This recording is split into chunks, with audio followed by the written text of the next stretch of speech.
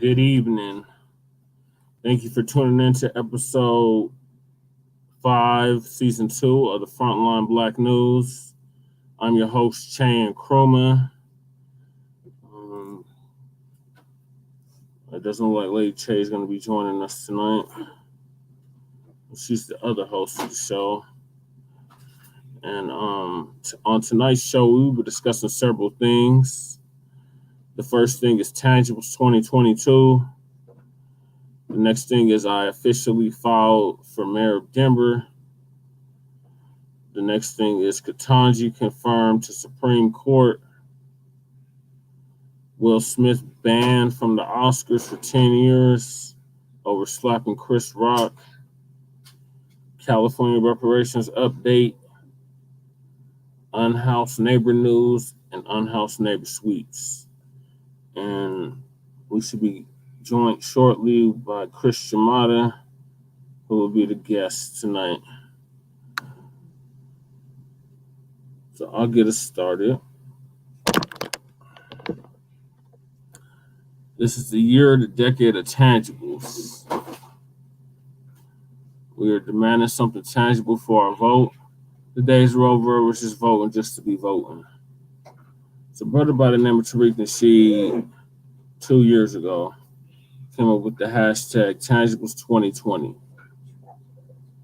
And basically what it entailed was we are tired of being lumped into broad, ambiguous terms, such as people of color, minorities, marginalized, disenfranchised, disadvantaged, underprivileged, underserved, and the list goes on and on.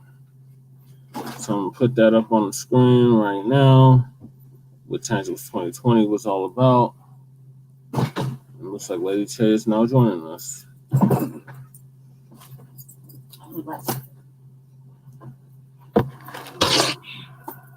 Hold on, family.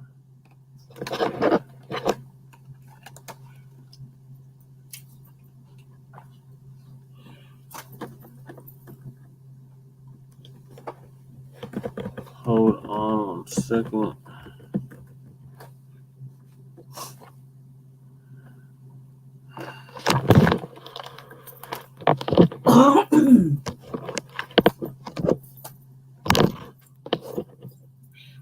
Carry on.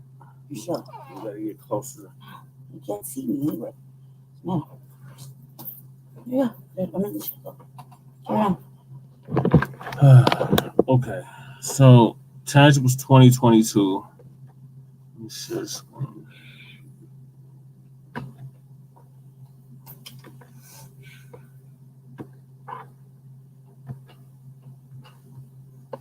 Okay, so in 2020, brother by the name Tariq Nasheed came up with the hashtag Tangibles2020. And what it says is, at that time we were doing with the presidential elections. So in 2022, we could change it to the midterms are coming up. And foundational Black Americans are going to reject the 50-year-old malign neglect policy that has been implemented by the political system. This malign neglect policy mandates that Black Americans should be ignored and only mentioned in vague and non-specific terms, lumping foundational Black Americans into groups with minorities, immigrants, people of color, etc., has only hindered the progress of Black Americans as a group while providing tangible benefits for other groups. In this midterm cycle, Black Americans are going to insist that our needs are specifically met by politicians who are seeking our vote. Foundational Black Americans want tangible benefits, specifically for us. We do not want trickle-down, secondary benefits that are provided for every group. Every group has not been systematically marginalized and disenfranchised in every area of society as foundational Black Americans. So we refuse to be lumped in with groups who often assist in the exploitation and disenfranchisement of Black Americans. So politicians must offer tangibles, specifically the foundational Black Americans, or we simply will not vote for them. Be sure to spread this message far and wide on social media using the hashtag Tangibles2020. So, Black family, that's exactly what we've been doing for the past 2 years. And spreading that hashtag far and wide. First it was Tangibles 2020, then it was Tangibles 2021. Now, in the year of 2022, it's Tangibles 2022. So, any politician that is seeking your vote, including myself, demand something tangible for your vote. Stop just giving your vote away. Stop just voting because the white-owned media told you to go vote, or they fear-mongered you like they did in 2020 to go vote for the lesser of two evils. It's still evil at the end of the day. Demand something tangible for your vote, Black family. That's all we're stressing here on Front Line Blacc News. Demand something tangible for your vote. Dots, Lady Che. I want to know what people are actually really going to vote for. I mean, because, as much as we talk about tangibles, it's very clear, considering that all the things that have happened this week, that we can talk about it. Nobody really wants it because they don't know how to behave. It's like you can't make people understand what tangibles actually are. It's like they want something for their vote, and yet they don't want nothing for their vote. At least they don't want anything black for their vote. We saw that firsthand from black people in the state. In this state, it is very disappointing, highly discouraging. I don't know what else to say. I'm very disappointed in black people. State of Denver, whatever. They actually are. They want to say that they want to do things and change things. And it's a lie. It's like, look, I can't make everybody fucking see the good things about this shit. I can't get anybody to see what it's like to be not selfish. To think about not just giving their fucking vote or themselves away to the fucking system of racism and white supremacy. They don't want to hear it. Nobody wants to hear it. They're black and they're doing that. Every time they do some selfish shit, right? Under the premise of it's for our people or whatever, right? They really are just closed-minded and they don't want to do it. They just want their way. And often, most times, it's off code and it's not in our fucking best behavior. But if you let them tell it, they're good for it. They know what they want for us. They don't. They want us to, do the right things. Like, people here, black people in Colorado, in Denver anyway, say one thing, do one thing. They act one way, show it all day. I mean, like, I'm so fucking disappointed. Like, I don't think I've ever been so disappointed. And all week long, I've been watching it. All week. I've been watching how people really think about the black grassroots, what is tangible to them. If you ask them direct questions, what's going to buy your vote? They don't even have real black answers. But they have a lot to say about being black. Yet, they're not really on code. I don't know. I just like, sometimes I wonder if anybody can really be helped. And you just waste your fucking time. And it's clear that when the black people here won't even congratulate the black people here. They only congratulate the black people that always act white. So I have to wonder. But no, here we go. Fighting. What it's like to be this and think in this way. And then even then, you have to really wonder if they're really on the black grassroots side. Because they clearly say it, but are not acting on it. It's really bothersome. Colorado, Denver lately, especially Denver.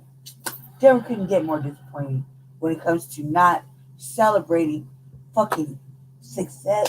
Just even the want or the desire to do something nobody wants to do. Nobody wants to clean up a fucking mess. They want to take credit for it. It's horrible. Carry on, Brotha Che. Yeah, it is horrible. And these are the same ones that talk about we need to support black this and black that, and they won't even take their own advice. So it's just mad hypocritical. So-called pillars in the community won't even support my run for mayor. And I'm going to actually ask for tangibles to black people. And these bootlicking Sambos, these Democratic shills, refuse to even acknowledge that I'm running for mayor. And outwardly disrespect, like sneak this. And then they wonder why it caused so much anger and frustration to motherfuckers that actually doing the right thing. They almost did. I almost don't want to participate. Why? Because I don't know how to behave myself. I can't understand how this fucking uh, off code behaviors can be tolerated for so long and expect to still keep and remain on code all the way around. I can't see how I can do it. I don't think I can actually, because it's fucking ridiculous. I mean, I can see if I had to go strictly off the code and just see. I think I've already stepped off of it at least twice in like 10 minutes of talking, and that's terrible because it's like, why do I have to always correct the uncorrectable? And they have position. That's what's even worse. Is that when you are the last remaining voice in an area that we are no longer part of, meaning because white people took it over, and you have the audacity to watch your audience turn from black to white for reals, and not just because motherfuckers half, and you want to shame them in 2022 and colorism and all this weak shit. You'd rather see a transsexual as mayor versus a black man, a heterosexual black man. Oh my god, you're a bitch. And if I was a young man or a little young girl and who had looked at you before, I would take that back and go find somebody else who was black, who really meant what they said, and they could be my fucking role model. Because I mean, I don't know how anybody could run a show all week long talking about black excellence when you're definitely not acting in the words you're saying. Mm, mm, mm, mm. Yep, that's what we got to deal with here in the Mile High Income City. There's too many raccoons standing in the way. Too many. I don't understand how anybody could really be mad that always mad about something. Just because, man, it's terrible to fucking have all this faith and watch it be consistently ignored, and then act on the fronts that when you're on point and you know what tangibles are, you know what black grassroots topics are, you know what certain things that we are in alignment with are, and you constantly are pushing the narrative of this that we're constantly pushing regardless, right? How can you blame me for being angry when all I do is just like, and I say I mean really, some days I want to say us. I don't know. Some days you just are your own revolutionary, and you're just like, I just keep giving you, but man, come on, black people, don't let the shade deflect the message. Try to better your life. Do you get to reap the rewards of fucking systemic change when you've been a coon and a fucking perpetrator and a person that's been paying into and contributing to being in the way of black progress? No. A system of justice should be created. You've been standing in the way. You know, Mm-hmm. we can only tolerate so much. Jesus. It's upsetting. Yeah, so all you civil rights fossils, you damn boomers, TBA said don't trust these old niggas, and I see why. Because y'all are just standing in the way of our progress. Enough is enough of this shit. The next topic is myself, Brotha Che, Jessica LaShawn Paris, has filed for the office of mayor. Now, you would think all of these people that are so for Black people out here in Denver will be supporting me. No, the coon circuit, as we call it, is going out avidly out of their way to not support my campaign. They won't even acknowledge me on their shows. But it's all good. I have my own media. So the message is going to get out there anyway. But they're scared because I'm going to actually do something tangible for Black people, specifically for Black people. And they are scared about that because I'm not a Democrat and I'm not a Republican. I'm not on any of those plantations. And I haven't been a Democrat or a Republican for over 5 years. The last time I was a registered Democrat was in 2015. That was the last time I was a registered Democrat. You can check my voter rolls and it will read that I've been independent since then. So I represent Unity, the Unity Party of Colorado. In the state of Colorado, we have a minor legitimate party by the name of Unity. And I am the junior chairman of that party. I am a national voter member of that party. And we just had a convention today, and they have endorsed me for mayor. So they support my run for mayor. But these Negroes I've been doing all this work in the community with for almost a decade. I was ashamed. Like that's why I'm crying. Will not Shame. support me. Mm. I literally, I just can't explain it. Y'all are always complaining about Black politicians not doing nothing for you. But then you get somebody that's from the streets, from the community, from the grassroots, that throws his hat in the ring for mayor. And what do you Negroes do? You try to shun me, try to quiet me, try to shut me out. It's the same thing that the white-owned media does. I expect this from the white-owned media, but not my own people. But this is what I'm dealing with. So, Black family, I filed for mayor this past Monday. There's a paper like right there. Right, the paper right here somewhere. Yeah, the actual paper. Like, what I'm upset about really is that why I gotta look. Don't let the shade of my fair skin deflect the message. Okay, let's just close our eyes and just listen to what I'm saying. Okay, since it's all about colorism nowadays, right? Instead of actual policies. Okay, so let's just pretend, Black family. Okay, let's just pretend for the sake of being about tangible, okay, of what we actually want. Let's just all close our eyes, okay? We're all close our eyes.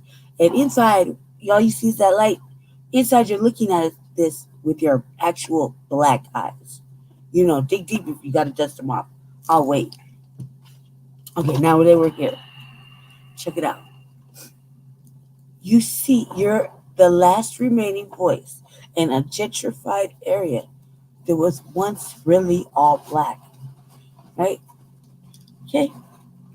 You're the only one left in the center. You tell everybody it's like yours, but it's really not.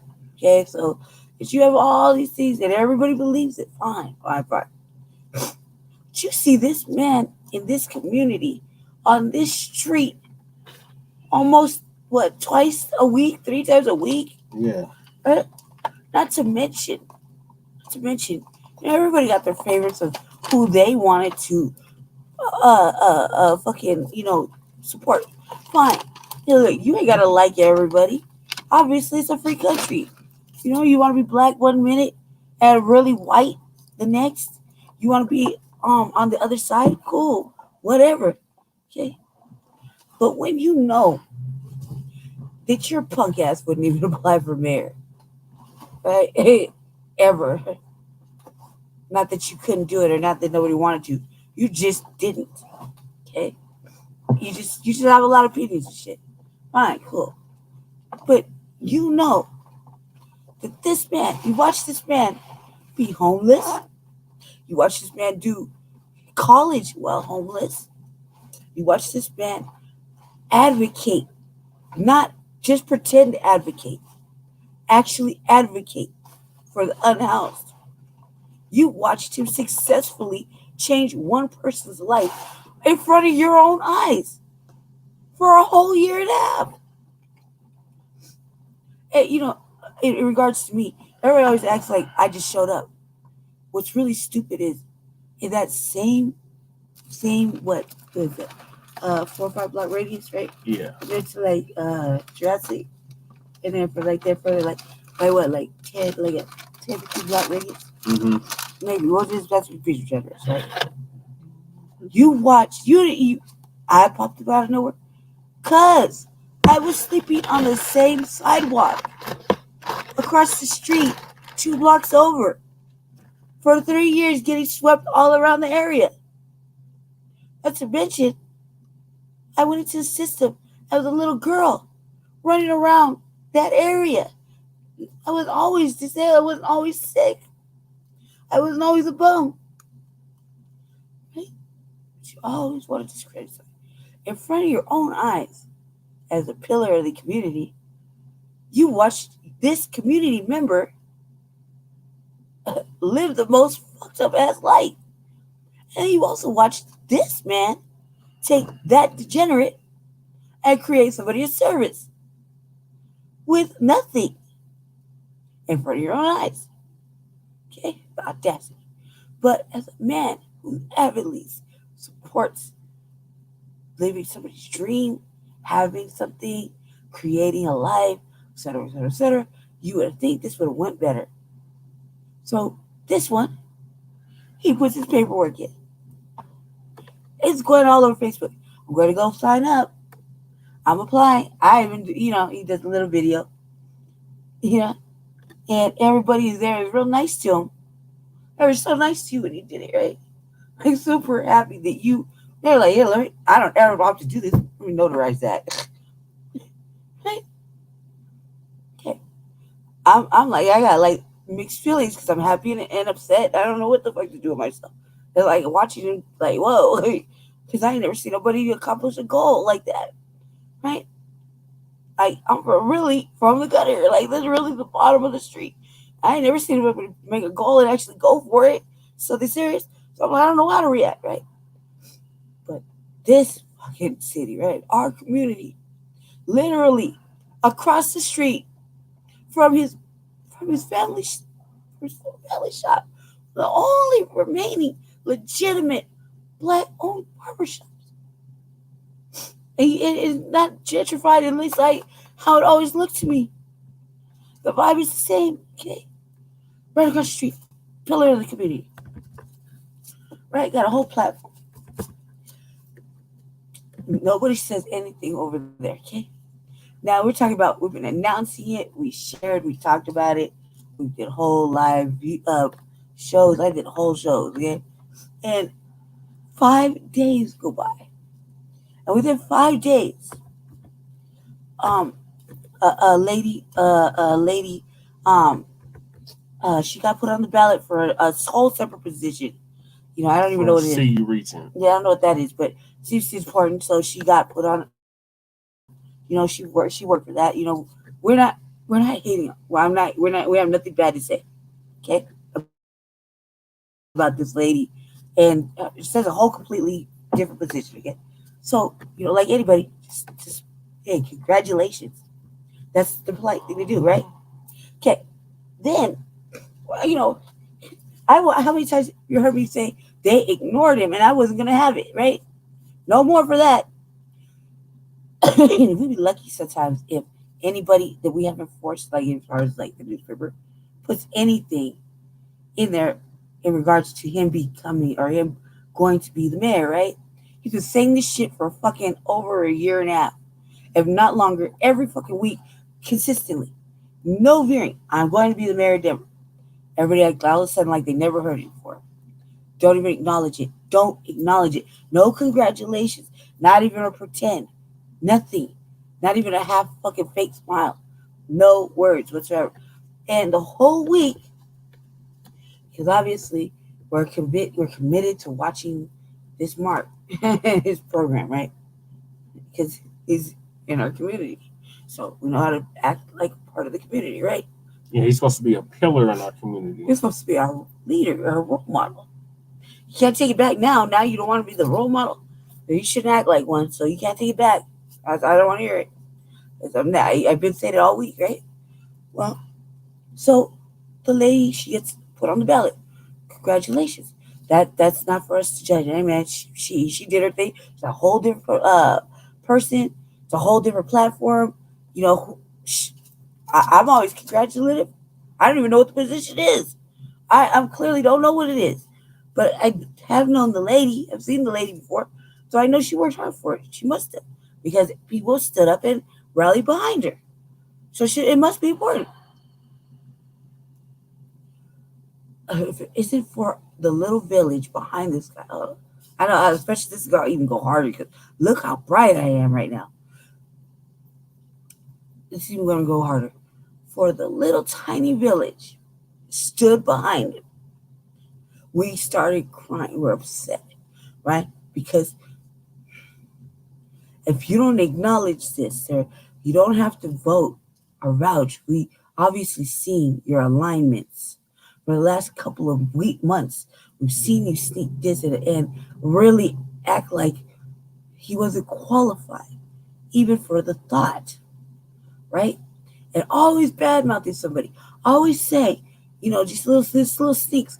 Well, no real experience and blah blah blah.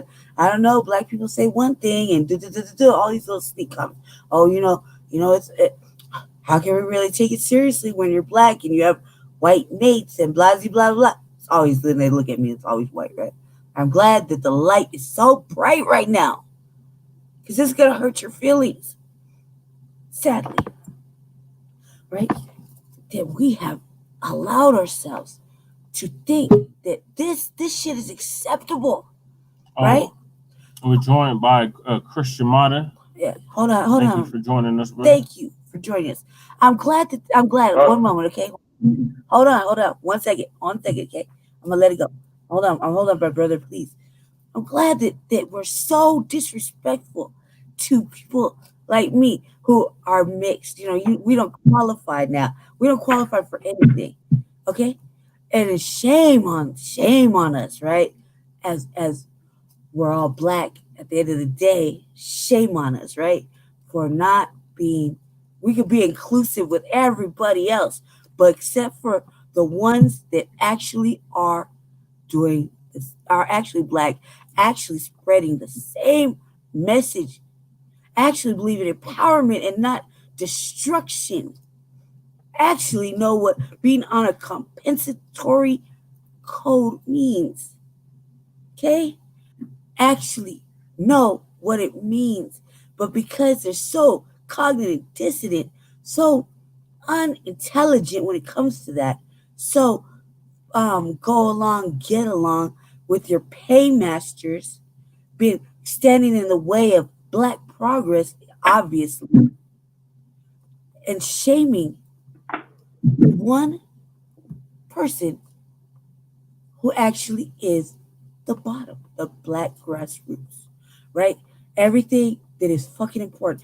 And in Colorado, where are the black people? That's the question every week, right? What do the blacks think? Well, does it really fucking matter? They trade up. They left for our community to get bought up and owned by white people. Yeah. And we didn't fight back. No. Instead, we allowed it.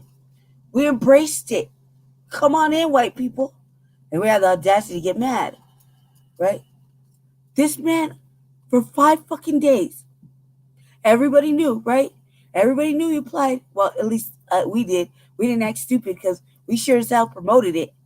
That means if every Monday, city council, and that particular Monday, he filed, everybody knew. That means there's no excuse for the shit. He did not, and I said he did not, reach out even personally, okay? Hey, you want to act like an ass on your own broadcast, hey, it's whatever, right? But not even personally, who have watched you grow up in the same fucking community, right across the street, or wherever, in the same community, right? It's a young 35-year-old heterosexual alpha, regular man, regular black man who codified, obviously, and wants actual tangible changes, has whole ideas for reconstructing all of this ugly white supremacy we've been living in, and really taking care of the most vulnerable. You know, and the whole being black first. Keep adding to that, okay? Real shit, okay? No verbal acknowledgement. Fine, not even a fucking universal nod, fucking clap or anything. Not even a fucking emoji, okay? The lady gets put on the ballot. Cool. As all he as soon as he that, guess what? So she got put on the ballot. I was heated, right? He can't control himself, obviously. This man has the audacity to be so what do you call it? Baiting, instigating, right? Say, look, quick shit, so that you're obviously emotional. It's emotional to do something. Who wants to be the mayor of a city that's been consistently fucked up by bad decisions, misappropriations of funds, by a sellout in your own neighborhood? I mean, picking up the mess of constant fucking drama, right? In a racist state with no support. Who wants to do that? Only this guy right here, right? No matter what we said, hey, cuz, you really think, cuz, please don't do it. You see how we badmouth that motherfucker? Whoa. Please, cuz, please. No, couldn't talk him out of it. He did it. And for somebody who has so much to say, you didn't do such. Right. So, I'm like, I got this. I'm the fucking advocate. I'll advocate for you, right? I'll stand up because I don't give a fuck about anything. That's what unapologetically black means. Right? I have no feelings, especially when you're doing wrong. Who likes a bully, right? Nobody likes me. I'm a bully, apparently. But really, who likes a bully for our people, right? Whatever that is now here in Colorado, because everybody got their own version.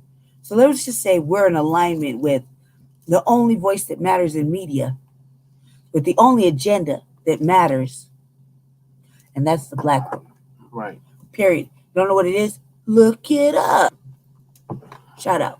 Shout out to the new black media. To the new black media. I'm not going to drag you and hold your hand there. You don't know by now. Fuck you. You're stupid. You're never going to get on board, and you're going to get left behind, but you're going to get out the fuck away. Right? So let's check it out. I said, after 5 days, he said, what about me? I applied. It's in regards to the topic, right? I can pull it up right now. I just don't want to. He keeps ignoring it. He's saying all these little quick, ugly shit, right? That, what about, I don't think there's ever going to be another black mayor. At that point. He said, I applied. What about me? I said, it doesn't matter. They already know. Stop, baby. We don't need them. It's pointless for us to acknowledge, for us to say, hey, look, I applied too. They know, especially him, because he helped put this lady on the ballot. But he had no real words for somebody he allegedly supports. Yeah. I mean, I could pull track after track about Judge Barrett's my guy. And he's been actively standing in the way. Not even a fucking pretend. And I couldn't handle it anymore. So I said, at least pretend. Cuz, come on. At least pretend to be congratulated. If I was a young black man, he crushed my dreams. We're on the air. You dig? Who wants to go in we're there? On the air. And you've been talking about role models all week. Hold on. I'll put you on. Where's your speaker? I don't know. It's on the thing. I can't. You know what I mean? I was like, for real shit. Hold on. Excuse me, Pelly. Like, real shit, Pelly. Like, you've been talking bad and saying that man wasn't a role model. He didn't do the work. And that's quiet as not quiet has been kept. I'm glad that I look so white today. Check it out. I'm gonna use the sunlight or this light, this bright ass motherfucking light to shame the devil. Okay, check it out. That man right here, the one here, is on all of the fucking actual task force in the city that are designed to change the ugliness of it. Reimagining the police, There's an actual record of him submitting 112 recommendations to change the fucking idiotic fucking behaviors of the racist fucking police here. Right? Holding them accountable. Real shit. Every Monday on City Council, there's record of it, right? Because you look it up, right? Always speaking on the safety and public works. Countless fucking city council things. Even to the point of helping the city council member of this actual district. Behind the scenes. That's how important it is, right? Regularly, consistently advocating for the unhoused. Black unhoused first, right? Shaming the fucking devil and fucking exposing the lies of the fucking city and all their misappropriations, the cronyism, the fact that they don't want to give the fucking people actual housing. Oh, yeah. Provocateur? Nah, that should be my name, right? Like, for real. No, we're going to get you upset right now. But doing the work, real fucking legitimate work. That's a real life activist, real life advocate. And for a year and a half, if you haven't been paying attention, that motherfucker advocated for this motherfucker to be a regular individual. No longer a degenerate. So I do all the work now, right? Yeah, I'm glad. Like enjoy this brightness, okay? Real person. They didn't acknowledge him. And I said, we don't need it. Don't worry. It's all right. If you'd rather see a confused individual as a transgender LGBTQ plus elbow fucking smiley face in the seat of a fucking mayor, making decisions with your life, Black family. I mean, let's just start with that whole sentence I just said there. A man in a dress that obviously has some confusional issues, right? Or anybody that wants to ride on anything that isn't Black first, that represent your Black interests if you really were Black and you actually had interests. You'd rather see those things happen. Everything that has been going wrong with us for the last fucking, I don't know, I'm 42 years old, so 42 plus years, like, go ahead. But this man is an actual person. A real life person, grew up in the fucking community on the same street you ever shop at, amongst the same people.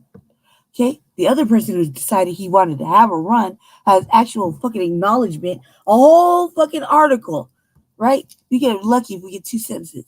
And that's if we haven't forced it to happen, right? Because fuck it. That's right. Wrong. We'll not ignore that. Jump in after I jumped in. And you know better. Yeah, you know better. You can't even get a box of chicken in the hood. They won't let you. You know they won't. You know they won't. They'll confront you like they did on 9 News. They will confront you. And not only will they confront you, they'll probably just let you have it and not care because you disrespected and you lied and you know what you did. So if they've exposed it once, twice, many times before, it doesn't matter. And you killed a person. Or paralyzed the person. Right. You did something real disruptive. Right. You don't get to get away with that. Right. For somebody who's never shot nobody, never hurt nobody, actually does the work for the fucking people. You're gonna stand in the motherfucking way. You're not even gonna fucking act like or pretend to be at least, hey, congratulations. Fake this about it? Can we get some fake pretend or anything? No. This guy right here. What about me? Let's talk about the elephant in the room. No. They already know. By this point, anything said now is fake and not valid. Disingenuous. No. And if I was a young man, like the young men and women that go in there and hold down a little space, I know my family does. He holds down a little space selling his little arts. Okay, he works really hard, right? So he can better his little life, right? Because he's still a young man. My family, my nephew. I would have walked out that spot real quick and said, you just showed me, sir, that I can't have a dream that fucking bold and ambitious and go for it because it's going to get crushed right there. I started crying. I couldn't fucking handle it. I can't handle this conversation right now. Like, I'm starting to cry now. How fucking disappointing. How can you even say it? You're not with us. So when change happens, and we all Black family really who's codified know what this change means, what we've been fighting for, what our fucking ancestors have been fighting for, your fucking liberation of all kinds of fucking things equal, your fucking the demands we want, you do not get to reap the reward of the fucking efforts of the Black grassroots. You, sir, are a fucking coon.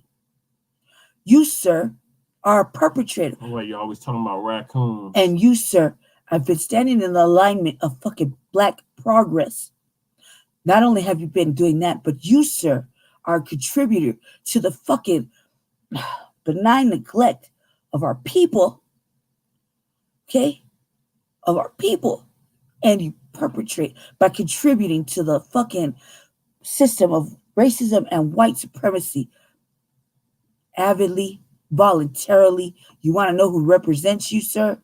It's the system of racism and white supremacy. That's who you've been paying your money to for representation of your votes.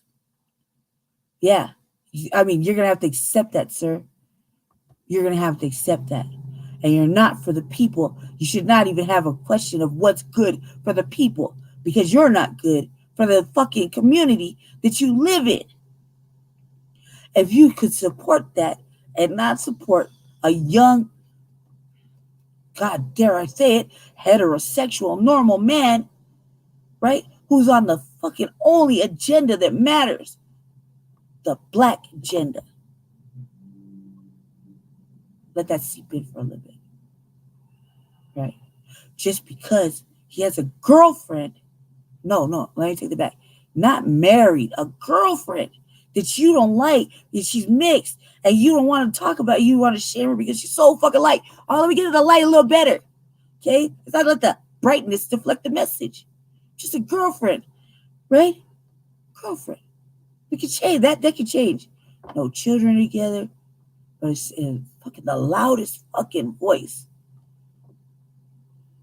for the Black agenda. Only. That's the only thing that matters. Tangibles. Everything that goes with what we've been saying for the last fucking him longer. And it's just new for you because it's online. Yeah, that's it. I lived in a fucking community. I'm homeless living down the fucking street across the street from you. Years. So it's new. It's new to the internet. Stupid. You can't pull it up. Why? Because I'm not a person like that. I moved over the street. Fucking The only agenda that matters. No questions asked. No white supremacy passes given. Call it out. That's our job. Live it, breathe it. Every fucking day. Having technical difficulties. No switch ups. No matter what. So since I'm so bright, just a girlfriend. Okay? No children together. Not married. So that's even so your points don't matter. Okay? Your points don't matter. And we're at war, Black family. So since we're at war, pick the side. Black first. You can add on everything else. Don't let the brightness of my skin right now deflect the message. Black first, family. Even if we're in Colorado, the racist state of ever. Somebody had the fucking audacity to be a bold man, knowing all this shit is against him. No matter how much we try to talk about it, he was not going to do it. Because somebody has to at least offer the people here the fucking chance to get on board and actually be black first, especially if you want to reap the motherfucking reward. If it's me, I'm replacing the whole fucking system with a system of justice. And no, you do not get to reap the motherfucking reward off the backs of the people that fucking stand up for your liberation and your fucking tangibles. And when I ask you what is going to buy your vote and you have crickets, cuz, that says everything. You don't even know what you want. And we know you read all the comments. Yeah, we know you read the comments because you censor me all the time in a free thing zone. Stop it. The free coon zone. Stop it. Those days are over. The free coon zone. Those days are over. I pretend better than the most. Be polite if you want to. You, sir. So everybody can. If it was me, yeah, you would be on a list of people that don't get to reap the benefit of my administration if it was me. Right. I would have a list. You're not going to reap the benefit of my administration. Don't ask me for shit. Don't ask for shit because you couldn't even just be polite. You know, who raised you, cuz? Leave my mother, as the villain, raised me to have some manners and some decorum and not be a poor Are we sport. talking about Brotha Che? Yeah. You know what I mean? Our own neighborhood. You know, it's our neighborhood. This is our brother. He knows. You know, this is our personal feelings because God, you're older than us. Yeah, you're supposed to be an elder. You ain't my elder though. You're older than us. His family lives right across the street. I was just down there smiling at every. First, I don't even look at the white people in our neighborhood. Okay. In a historic 5 Points. And believe me, I'm sitting there, my little power chair, listen to music, eating a whole fucking 7-Eleven sandwich because I'm actually a real person. He's actually in the only fucking black fucking barbershop. Black barbershop. I mean, the house you go there, it's still black inside. Everything about it, the vibe, the energy, right? I can't go in because I'm really fucking sick, family. Right? Look how swollen I am. This isn't because I'm big. I got all 70 pounds of water on my heart right now. Wow. Right? So I'm just sitting outside and I'm watching our people, you know, casually. But no, scooter after scooter after scooter of white people. Now keep in mind, they're all coming from behind me. I'm turn around next motherfucking white person, right? And that's all that was coming down the street. Here and there we see. So if I say something, can everybody hear it too? Yeah, hold on. And I'm I don't look at them. Those people came and invaded, and we allowed it, and we had the audacity to cry and say we, because I believe in black people. Hey, shit, we already knew that. Hey, not all of them are going to be with us, you know. And at the end of the day, when fucking shit gets down, hey, you're either indoor or outdoor. I've been outdoors for a long fucking time. I look at you indoor ones you don't want to be uncomfortable. Now it's too late. Don't change up now. Keep that same fucking energy, and you don't get to reap the rewards. That should go everywhere. Those who stand in the way of black fucking progress, black change, real evident black change, the black agenda, and everything that goes with it, don't get to reap the reward. Period. Get out of the fucking way now. Now it's angry. Now it's aggressive. Now it is what it is. Front Line campaign. Oh, Twinsy, I'm done. I got you and LaJosh on the phone. Sorry, family. I'm really upset. What's going on? This is Ramel on the same angel. So he's out of Rebel. What up, though? Official Front Line campaign. Yay. When was the last time you heard Ramel's voice on Front Line Blacc News, family? The Anchorman is joining Front Line Blacc News. The Anchorman of everything. I've been here since the beginning. Yes. Since day one. Tell them where the real and I'm a son of a gun. From. Yeah, tell about the Front Line campaign. The real Front Line. You know, yeah. I remember when we were saying Front Line campaign, and Terrence Roberts was going into the studio at the radio station, Cubo. I think it was KGNU that Sharif used to basically host, and that's where he got the name from hearing us on there. Straight up, real life story right there. You know what I mean? So yeah, you know, and I saw the Front Line campaign back in 06. Yeah. Documented. You can check my Facebook files. Old one, new one, whatever. And the symbol and the emblem for Front Line campaign has always been Anubis with the two scales. Go ahead, Ramel. Yep. Yeah, so now he done filed to run for mayor. Is he filed? Yeah, he's on the list. Oh. Let me pull the list up, Black Family. But I'm not gonna be a fake one. Who's following you who? did this out of pettiness, sir. Mm-hmm. You're not you said, no, it's all good. You said verbally. Competition. He said verbally, We I don't appreciate the respect or competition. trust who's running now. That's what he said. Yeah. I don't trust who's running for our city. That's what he said. Mister, you can't even get a box of chicken in the neighborhood. Damn. That's for real. That's for real. Yeah, so I filed on the 4th, and this Negro had the audacity to file on the 8th. He got a whole page article. We ain't They say imitation is the best form of flattery. Right. He want to be like you, man. He want to do everything you do, man. You're his hero. Hey, he started out as a wannabe. Let's not get it twisted, because he's not a quoted gang member. So, yeah. Wannabe. Articles about him being the leader of the Bloods. Right, please. That's not true at all. No, we'll go get actual Bloods to say the actual controversy. We don't know that, man. I mean, they'll tell him that he has those words that are really bad, and we can't say those words because those words are real bad. But if you heard them in the street, they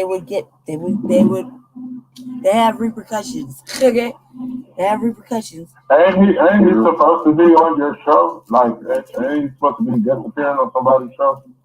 I don't know. We did invite him. We did invite him. He didn't respond. It's there. Check your messages, guys. I invited you. It's a verbal message. Chris Rocc, salute, brother. What up, man? How you doing, brother? How you doing? Maintaining, sustaining, God. You already know what it is. Front Line campaign every day, all day, taking it to the next frame, the next level. And you know what can cause a little bit of trouble. You know what I mean? Yeah. I'm a brother. I got some good news for later on, man, about some stuff we'll discuss later on. Okay. Stuff. Yeah. Okay. Christian Mata, what are your thoughts on me falling for mayor and I'm not getting support from the so-called black community out here, or the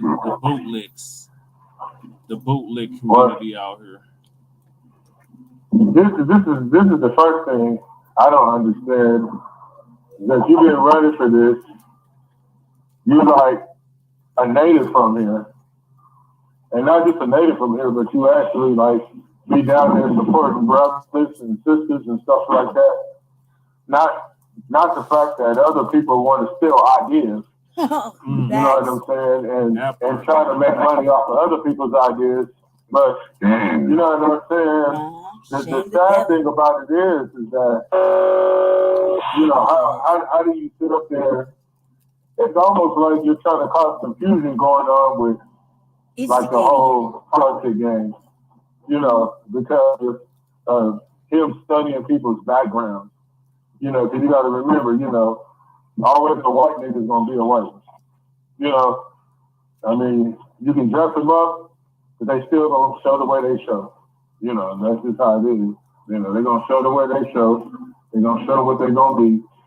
And it's kind of bullshit that, if anything, he should have had something on there and say, hey, I'm going to have these black candidates to come up here, or not black, but melanated candidates to come on the show. No, he talking about you got to reach in. I've been reaching into his fucking show for the past, 2-3 years now? I've been on his show one time, and that's when I ran last time in 2019. Your vote isn't worth it, because there's a whole jail system and a whole street system that'll overnumber your little voucher. You're a little blue mafia. Yeah. Well, the thing about it is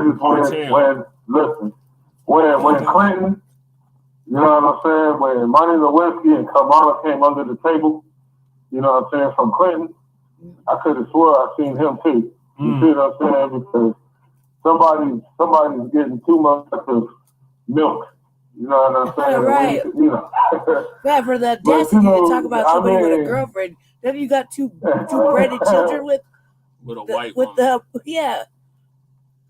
With a full-fledged white woman. And you know what? That's the hypocrisy of it all. That's just a boyfriend girlfriend thing. But the thing about it is, you know what that means, right? It could happen. We can break up, we're not gonna, but it could happen. We're not no children. But in a politics thing, you already have an advantage of it. It's because you have something that he doesn't have, and that's going more into the inner underground deeper things. Because he's too much far up in a white man's ass that, a pale white ass, that even if he did come out and try to breathe, he's gonna still suffocate because he's gonna be used to smelling shit that he is and want to go back. You know, like a dog that go back to his vomit is like somebody that go back. So like as long as you keep doing the positive things, we're gonna keep supporting you. You know what I'm saying? We're gonna keep doing all kinds of things that we're gonna do. It's gonna be a good campaign. Nobody's not really worrying about somebody trying to hate, you know, because if they ain't innovating you, then they just destroying themselves, you know, and shit like that. He's just. I ain't gonna lie, I cried many times about this because I feel ashamed and embarrassed for I don't even gonna lie. I'm ashamed and embarrassed of us that this is what we do. We can't even pretend, you know, and that's okay. That's all right. But you know, like I said, when you pay into and contribute to the disenfranchisement again, we can't even. That was like word vomit, brought in ambiguous terms, and the failures of us. You don't get to reap the rewards when we're successful. And it's going to be an excellent race. You do all the sneaky shit and all the ugly shit you want to. It's okay. We don't need you. We already had a plan in place just for this type of shit. Don't even worry about it. But we believe, too, that our people should have policy, tangibles, and real life shit. And we're going to give that to you. Everybody, we can give that to you. We're not going to do this inclusive shit, though. We know where we stand first. Like first. First. Yeah. Build that however you want to. You know? The most vulnerable get the most constructive help first. I'm replacing the system with a system of justice. Look it up. Well, he needs to get his ass straight, you know what I mean? Because, like, he has, I mean, honestly, and like I said, if some transgenders come out and vote, come out and tell him, don't be surprised to see his face right on the banner with a sign, you know, promoting and stuff. Ramel. He just seems, dude, the enemies, man. Sorry, I'm sorry. Yeah. You know?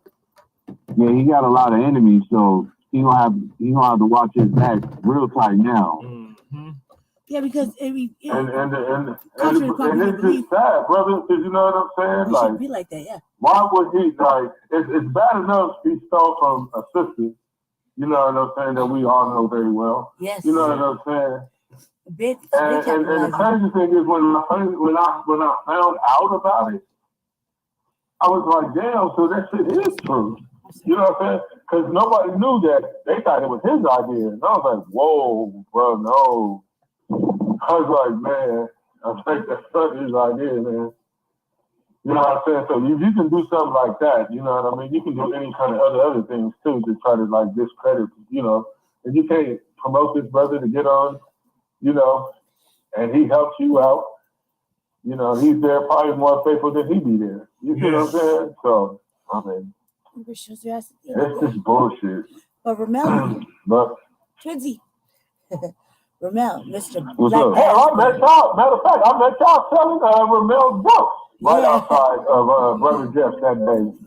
Man, me and Ramel are the same cinnamon toast crunchy shade. But Ramel is a black man. How does this make you feel when you watch a man from the bottom try to do, because you're a man like that, from the bottom, you know, go out and hustle and grind for your dreams, you know? I was like, what do you think about it? Because, man, me and you suffer from that. Well, not you so much. I don't know how you get away with it. And you, me and him, man, me and Twinsy, we put us together. We look almost alike. Yeah, he don't go through nearly half the problems I go through, the colorism shit. Man, we're cloned from the same gene. Right. I mean, it's ridiculous. He's the only one good enough to be my twin. For real. He don't let nobody tell him nothing. I'm like, oh, God, how did he get away with it? First of all, I want to thank y'all for letting me on the show. It's an honor and a blessing. Thank you, Chris Rocc, also for being part of the show. And, man, let's get this cracking. Yeah, that's too bad that the brother's acting so ignorant and unruly like that, because it's just making us all look bad. Right. But you know what? Here's something I want to share with all of y'all right now. And anybody that's viewers, listening, and stuff like that. But y'all have to remember, we have to stay on our P's and Q's. We have to stay on where our focus is. Because at this time right now, especially a lot of energy that's coming in, these pale white folks is more deceivable. But like I told one white boy, I said, look, I said, you is like probably the least of something that I have to worry.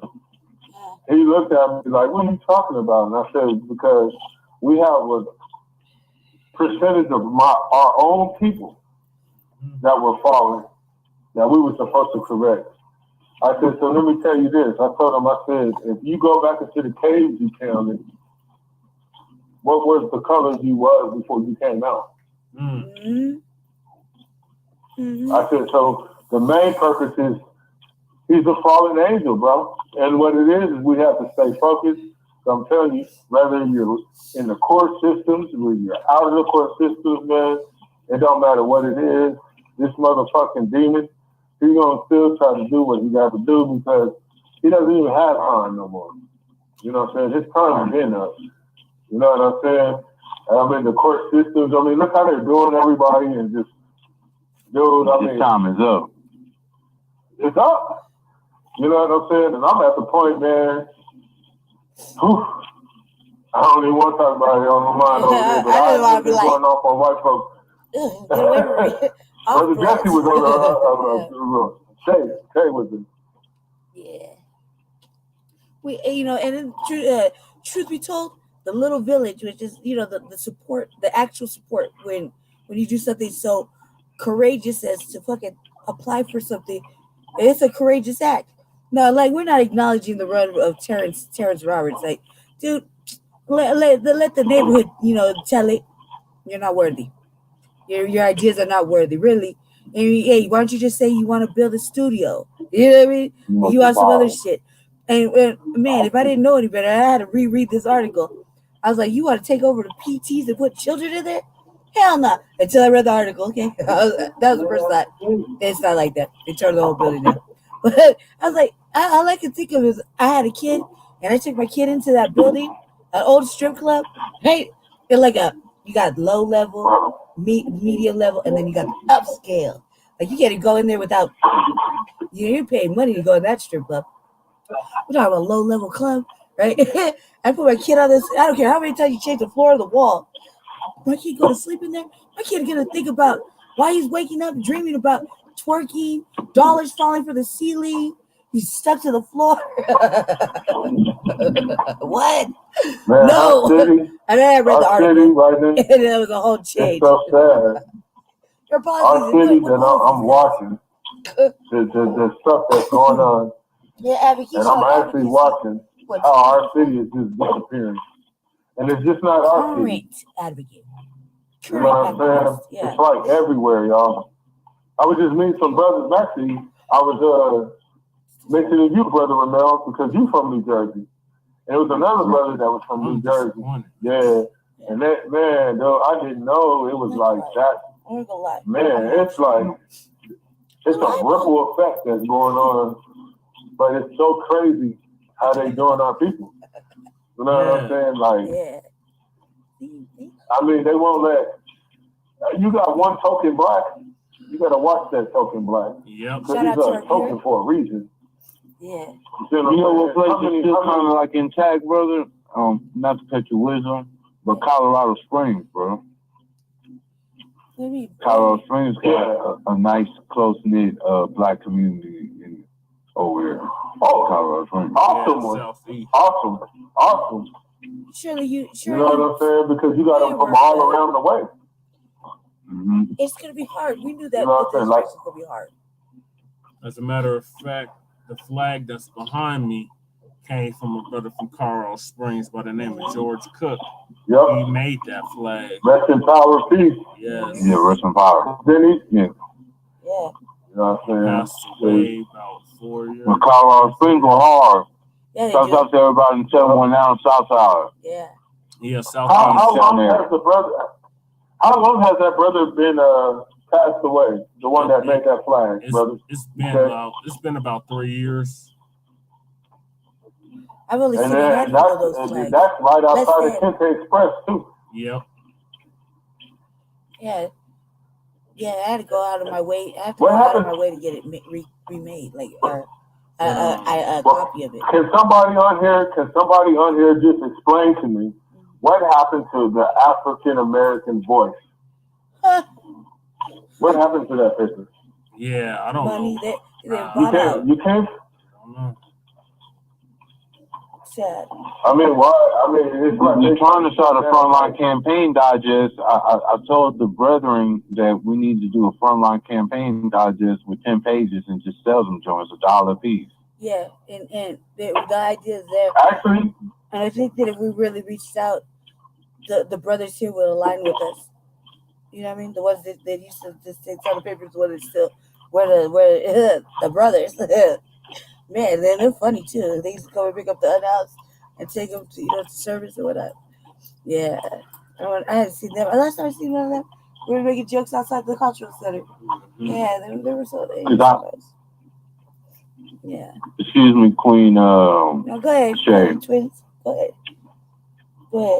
I was gonna say, Brother Chris Rocc, if we generate a digest, man, would you write to it for it? Yeah. Well, what I was gonna say was I've been doing some networking, and I was actually talking to some people because I remember me and you were talking about it, just like I was talking with Brotha Che about too. You know what I'm saying? And what it is something that can be international, but something that we can start. You know what I'm saying? Where it's like all walks of life. You know what I'm saying? And I've been networking with a couple of Black stores, like stone places, that's like Spanish, you know what I mean? But it's kind of hard because of all the shit that's going on, and you start seeing people's true colors, and that kind of rubs off on me. So I kind of get, I try to not talk to people when my energy's low, because I don't want my energy to rub off on anybody else. So like, you know what I'm saying? So like, that might set them off. Yeah, I'm kind of weird, but at the same time, I know there's some good progress for this year and next year. Like trust and believe in all things. Hold on, Phyllis. Jesse, you said you was disappointed, right? Yeah, I'm disappointed, and it's just really disturbing, especially since I've been putting myself out there for years. Everybody knew I was gonna run for mayor. They knew when the last election ended that I was gonna run for mayor. I've been counting on my city council for the past 3 years. I'm running for mayor. I'm going to be the next mayor of Denver in 2023, and now I'm dealing with the shit from Brother Jeff, and now Terrence want to run for mayor. So it's just crazy. Good luck, brother. Good luck. Brother Jeff ain't supporting you no more? Hell no. He didn't acknowledge it. Not at all. He didn't even acknowledge it. In fact, he shamed it. He shamed it. You've been talking about that for 2 years. Yeah. Every day. This is like. He was talking about that with city council, I remember. Yep. Shit, speak on it, Ramel. Speak on it. Because you can speak on it when Pops was running for mayor. And Jesse was, you can speak on it. You were there. Yeah. Brother Jeff knew that you were running for mayor. I don't know why he don't support you, man. I would never talk bad about Brother Jeff, regardless of what he does or whatever. But man, he needs to support you. That's what I'll say. Because I ain't gonna talk bad about Jeff Rocc. But I think he needs to support you because, and not out of fear, just out of respect. Because I've seen him do some real respectable stuff. You know what I mean? And he's looked out for a lot of people in the community, regardless of the negative that sometimes surrounds him. I would say that the brother needs to support Brother Paris immediately because, the brother Paris has supported him for years. I have it every day. You know, you supported his show. You've been on his show. You always there. You always looking out. If he needs something, you there.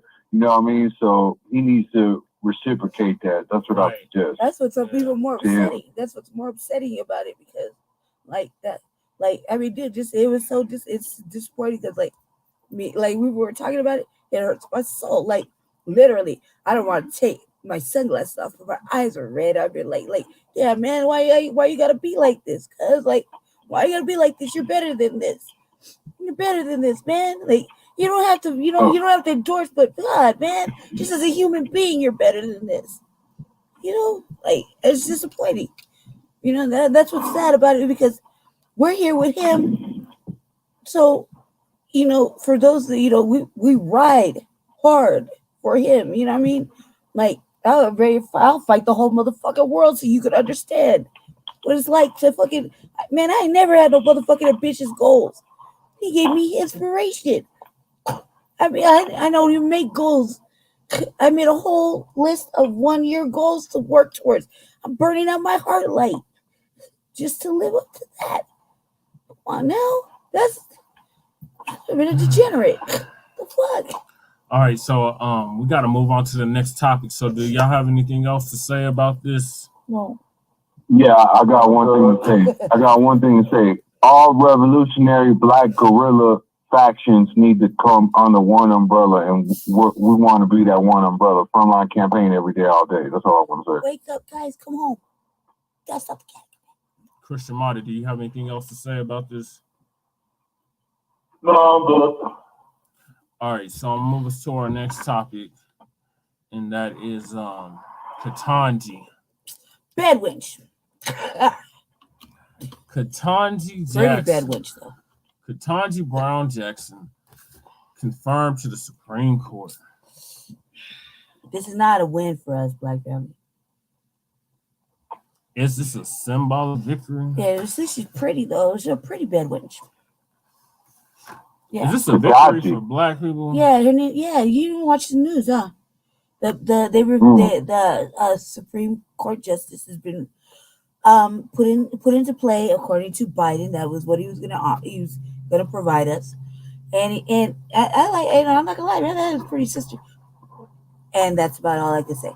Now, you know, the acolytes, you know, whatever, criminal defense, public defender, et cetera, yeah, you will get your shot.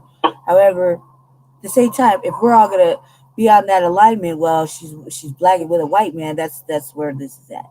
Married though. Yeah. If we go on those thoughts, and the fact that she's gonna have a new role as Supreme Court justice, her role as public defender and all that shit it's a different role set. It's different roles, different alignments, and you know, I don't know what to say except we don't, you know, we know what it is. I wish y'all could see this picture. You sure? Yeah. Yeah.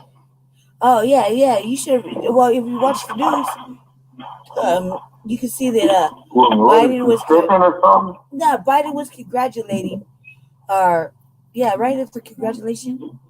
Yeah, they're holding. There's a picture of them all hugged up, and he's looking down at her. Like, yeah, hey, you're my bad witch. Congratulations. I thought she was like stripping or something. You know, she ain't too amusing to me.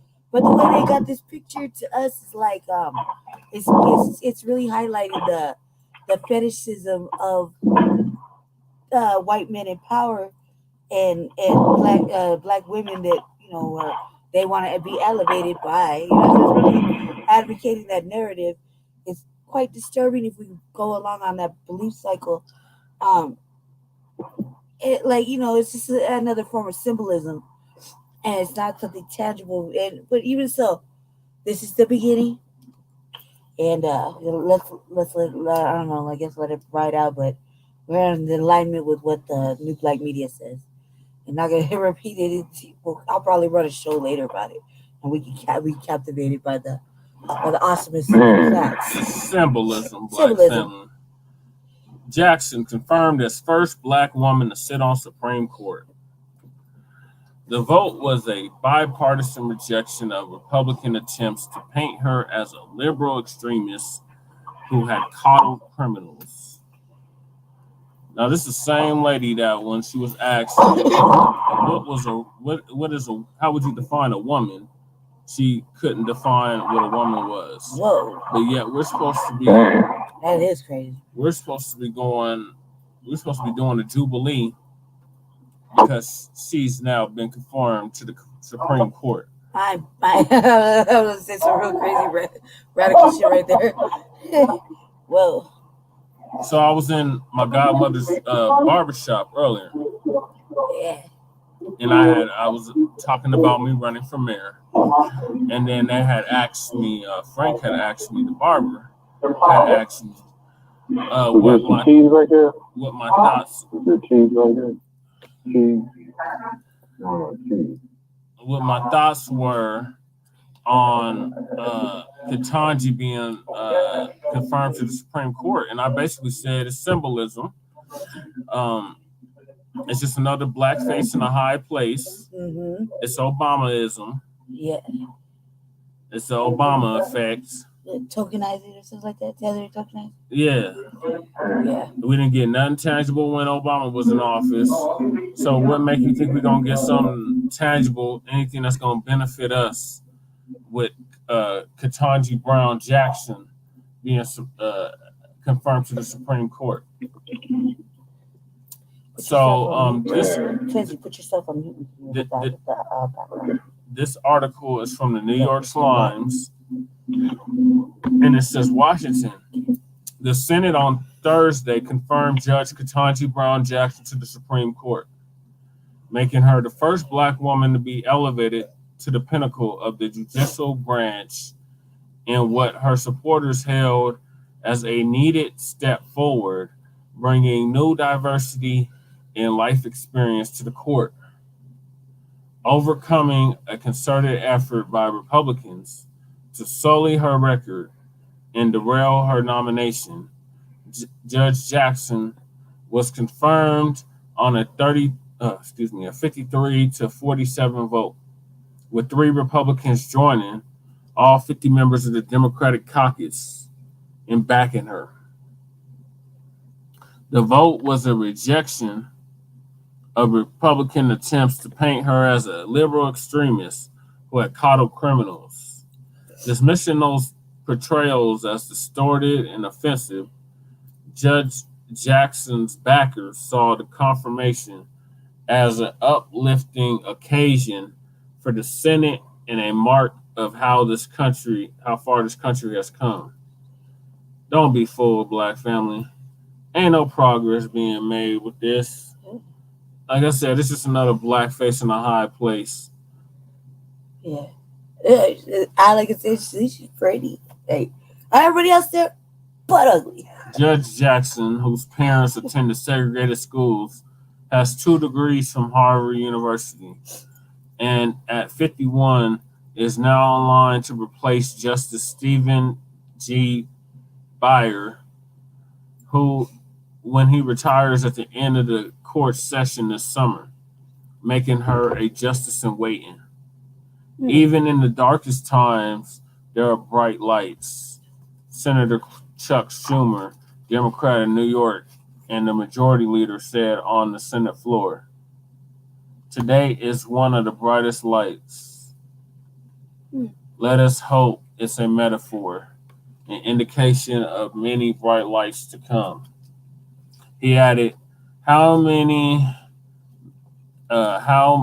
millions of kids in generations past could have benefited from such a role model?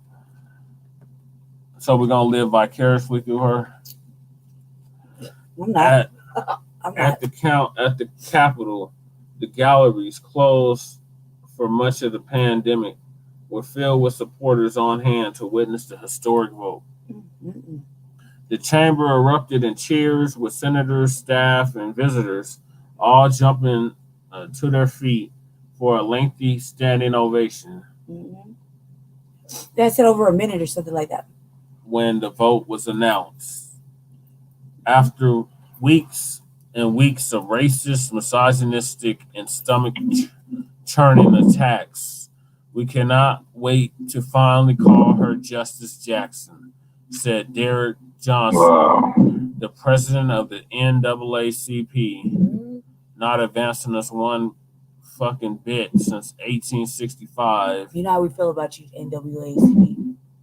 Describing the moment as one of enormous consequence to our nation and to our history.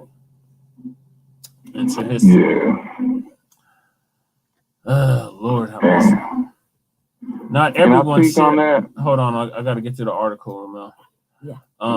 Not everyone shared in the joy of the day, as applause echoed from the marble floors or marble walls. Senator Mitch McConnell, Republican of Kentucky and the minority leader, turned his back and slowly walked out, as did most of the few Republicans remaining on the floor, leaving half the chamber empty as the other half celebrated in a stark reflection of a partisan divide. When it came to one of the most consequential decisions a president can make, a lifetime appointment to our highest court, the Biden administration let the radicals run the show, Mr. McConnell had said earlier, making one last argument against Judge Jackson, whose nomination he framed as an example of extremists taking control of the Democratic Party. The far left got the reckless and inflationary spending. Jeez. They wanted. The far left has gotten the insecure border they wanted. And today, the far left will get the Supreme Court justice they wanted. 3 Republicans, Senators Susan Collins of Maine, Lisa Murkowski of Alaska, and Mitt Romney of Utah, crossed party lines to vote to confirm Judge Jackson, leading a modicum of bipartisanship to the otherwise bitterly polarized process. Whoa. It was a sign of the deeply divided times that winning over 3 Republicans was considered something of a victory. When Justice Breyer,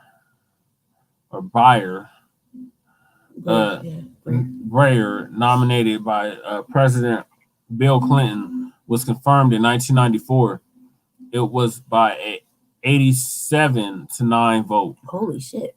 In line with prevailing sentiment at the time that presidents were entitled to have their chosen justice, provided the nominee was qualified and temperamentally suited to the job. But in recent years, Supreme Court nomination confirmation fights have become political blood sport, featuring combative televised hearings in which senators of the opposite party seek to tarnish the reputation of the president's nominee while making partisan appeals to their core supporters. Confirmations have fallen almost entirely along partisan lines. Democrats uniformly opposed Justice Amy Coney Barrett, President Donald J. Trump's third nominee to the court, who was rushed through just before the 2020 election, and only one of them voted to confirm his second, Justice Brett M. Kavanaugh, whose explosive hearings included an allegation of sexual assault. In 2017, Justice Neil M. Gorsuch, Mr. Trump's first nominee, received 3 Democratic votes, same level of bipartisanship as Judge Jackson. But his nomination came only after Republicans had blocked President Barack Obama from filling a Supreme Court seat a year earlier, refusing to grant a hearing to his nominee, Merrick B. Garland, during the election year. Judge Jackson's confirmation was a major achievement for President Biden, who had promised at the low point during his 2020 primary campaign that he would appoint a Black woman to the Supreme Court at his first opportunity. As a former public defender, Judge Jackson is a leading example of the emphasis the administration has put on expanding not only the personal diversity of the courts, but the professional as well. She will be the first ever public defender to serve as a Supreme Court justice.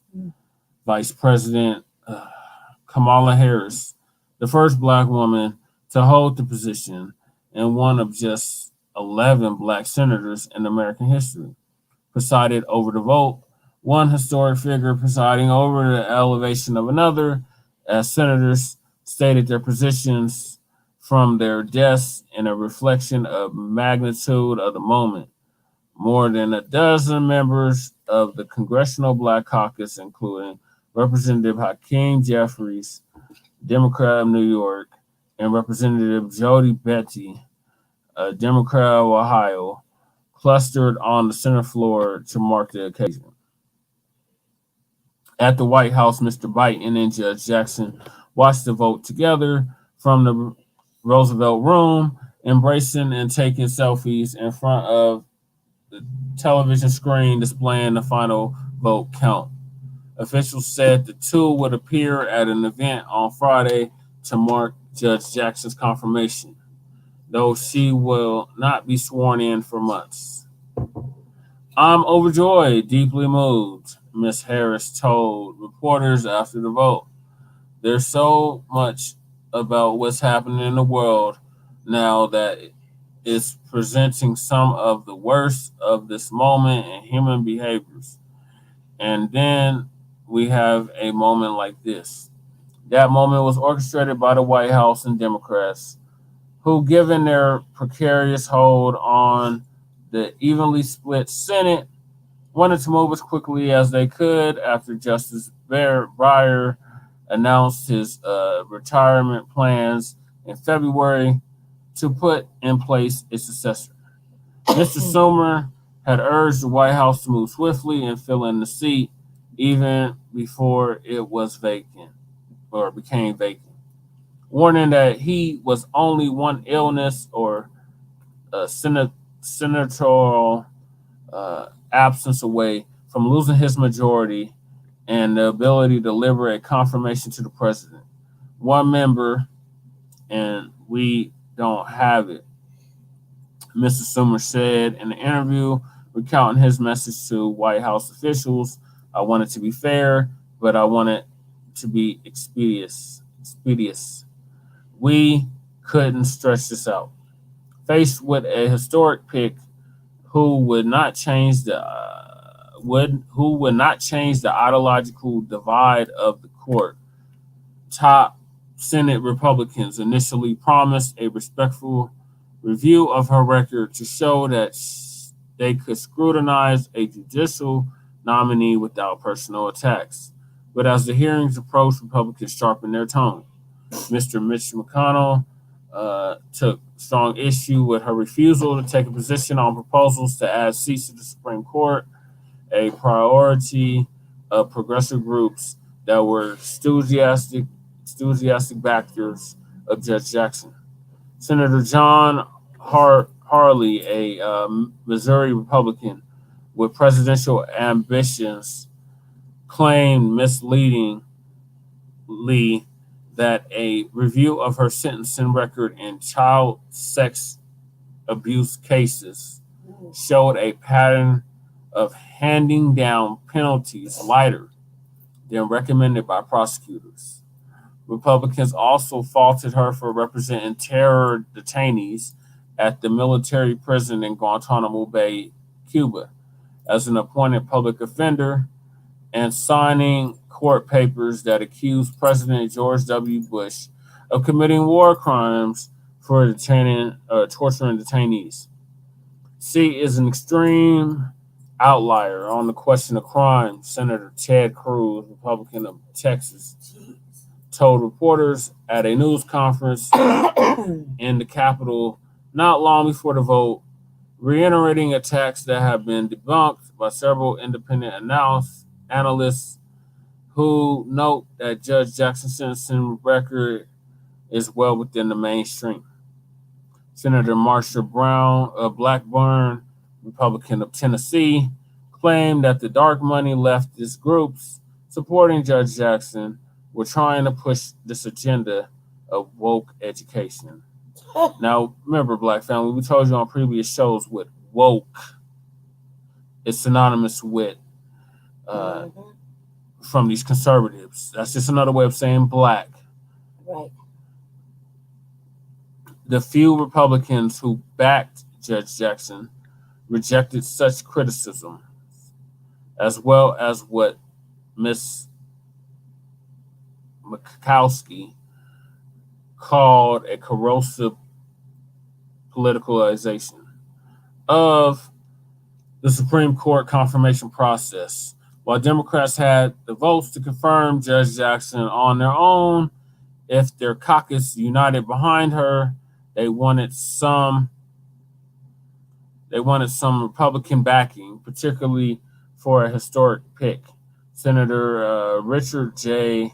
Durbin, Democrat of Illinois and chairman of the Judiciary Committee, worked quietly to bring some Republicans on board, and the White House made Judge Jackson available to potential GOP supporters both before and after the hearings. A turning point came last week when Ms. Collins announced she would back the nominee after a second sit-down with the judge to clear up some issues that arose during the hearings. Ms. Murkowski, whose ascension was complicated by a difficult re-election race, and Mr. Romney soon followed. By Thursday, the outcome of the vote was not in doubt, but it dragged on almost 30 minutes because Senator Ron Paul, Republican of Kentucky, was not present on the floor. Once he had arrived, Mr. Paul cast his no vote from the Senate clock room because he was dressed too casually to meet the jacket and tie dress code for the chamber. Cloak room. When Miss Harris called the vote, Mr. Romney stood to join the Democrats in applauding, but many Republicans had already departed. The dismissive attitude was in keeping with the hostile treatment Judge Jackson received during her confirmation hearings, in which she was questioned about her religion, her views on critical race theory, and even the definition of woman.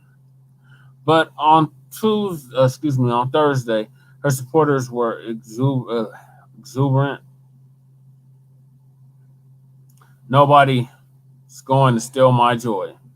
Senator Raphael Warnock, Democrat of Georgia, said in remarks ahead of the vote, "I'm a senator, I'm a pastor, but beyond all that, I'm the father of a young black girl." He said Judge Jackson's ascension to the nation's highest court exemplified the promise of progress on which our democracy rests. All right, so that's the end of the article. Thoughts on the article? Go ahead, Ramel. Yeah. Ramel? They're still here. I don't know what happened to them. I probably fell asleep. Ramel? Poor thing. Chris Yamada? Hello? Mic check. Okay, let's carry on. Yeah, I'm here. I'm just listening. Okay, do you have any thoughts, brother? Nah, not as much more than I already know that it don't matter about First Black Supreme Court. It don't really matter. Right. That part. You know. Maybe. I mean, we had Clarence Thomas Yeah. Another one that Obama said don't really matter to me. Yeah, it's just all say so. Mm-hmm. Ramel, are you still with us? Fred fell asleep. We thank him for he'll chime back in. What are your thoughts, Lady Che? I'm in alignment with the New Black Media's thoughts, 100%. And I guess I don't know any other way to say it. I mean, obviously, if we're gonna go with off of just the appearance of marrying the white man, that shit is a bad look. Mm-hmm. We would look at her a little differently. Also, this is just another way for the government to tokenize this lady. Mm-hmm. You know what I mean? Yeah, it may be progress in your eyes. it really isn't for us. Symbolism. It's just symbolism, and that like the New Black Media says, when the system wants, or the media wants somebody to be voted on, they'll promote who they want, mm-hmm. and who they don't want, they'll shame. Yep. And they don't give them no shine. So I mean, we're seeing it firsthand, mm-hmm. clearly. And this is just another case. If anything, congratulations. We hope you do a good job.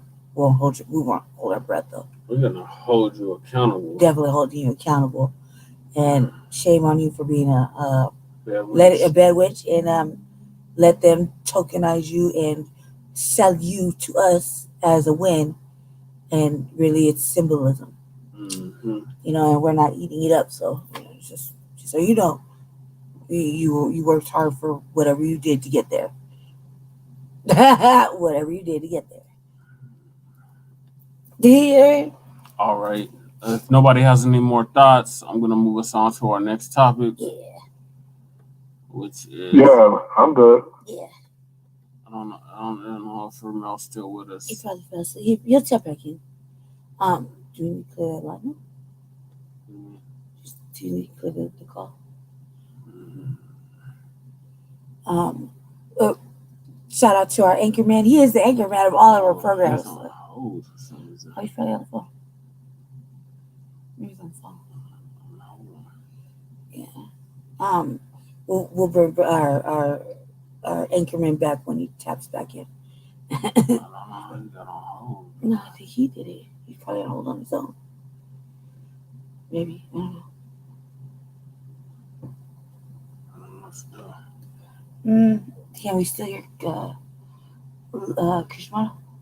Yeah, Krishmana, you still with us? Yeah, I'm still here. Excellent. I just got my phone on mute. Okay. Oh, okay. Excellent. We're gonna move on to the next topic.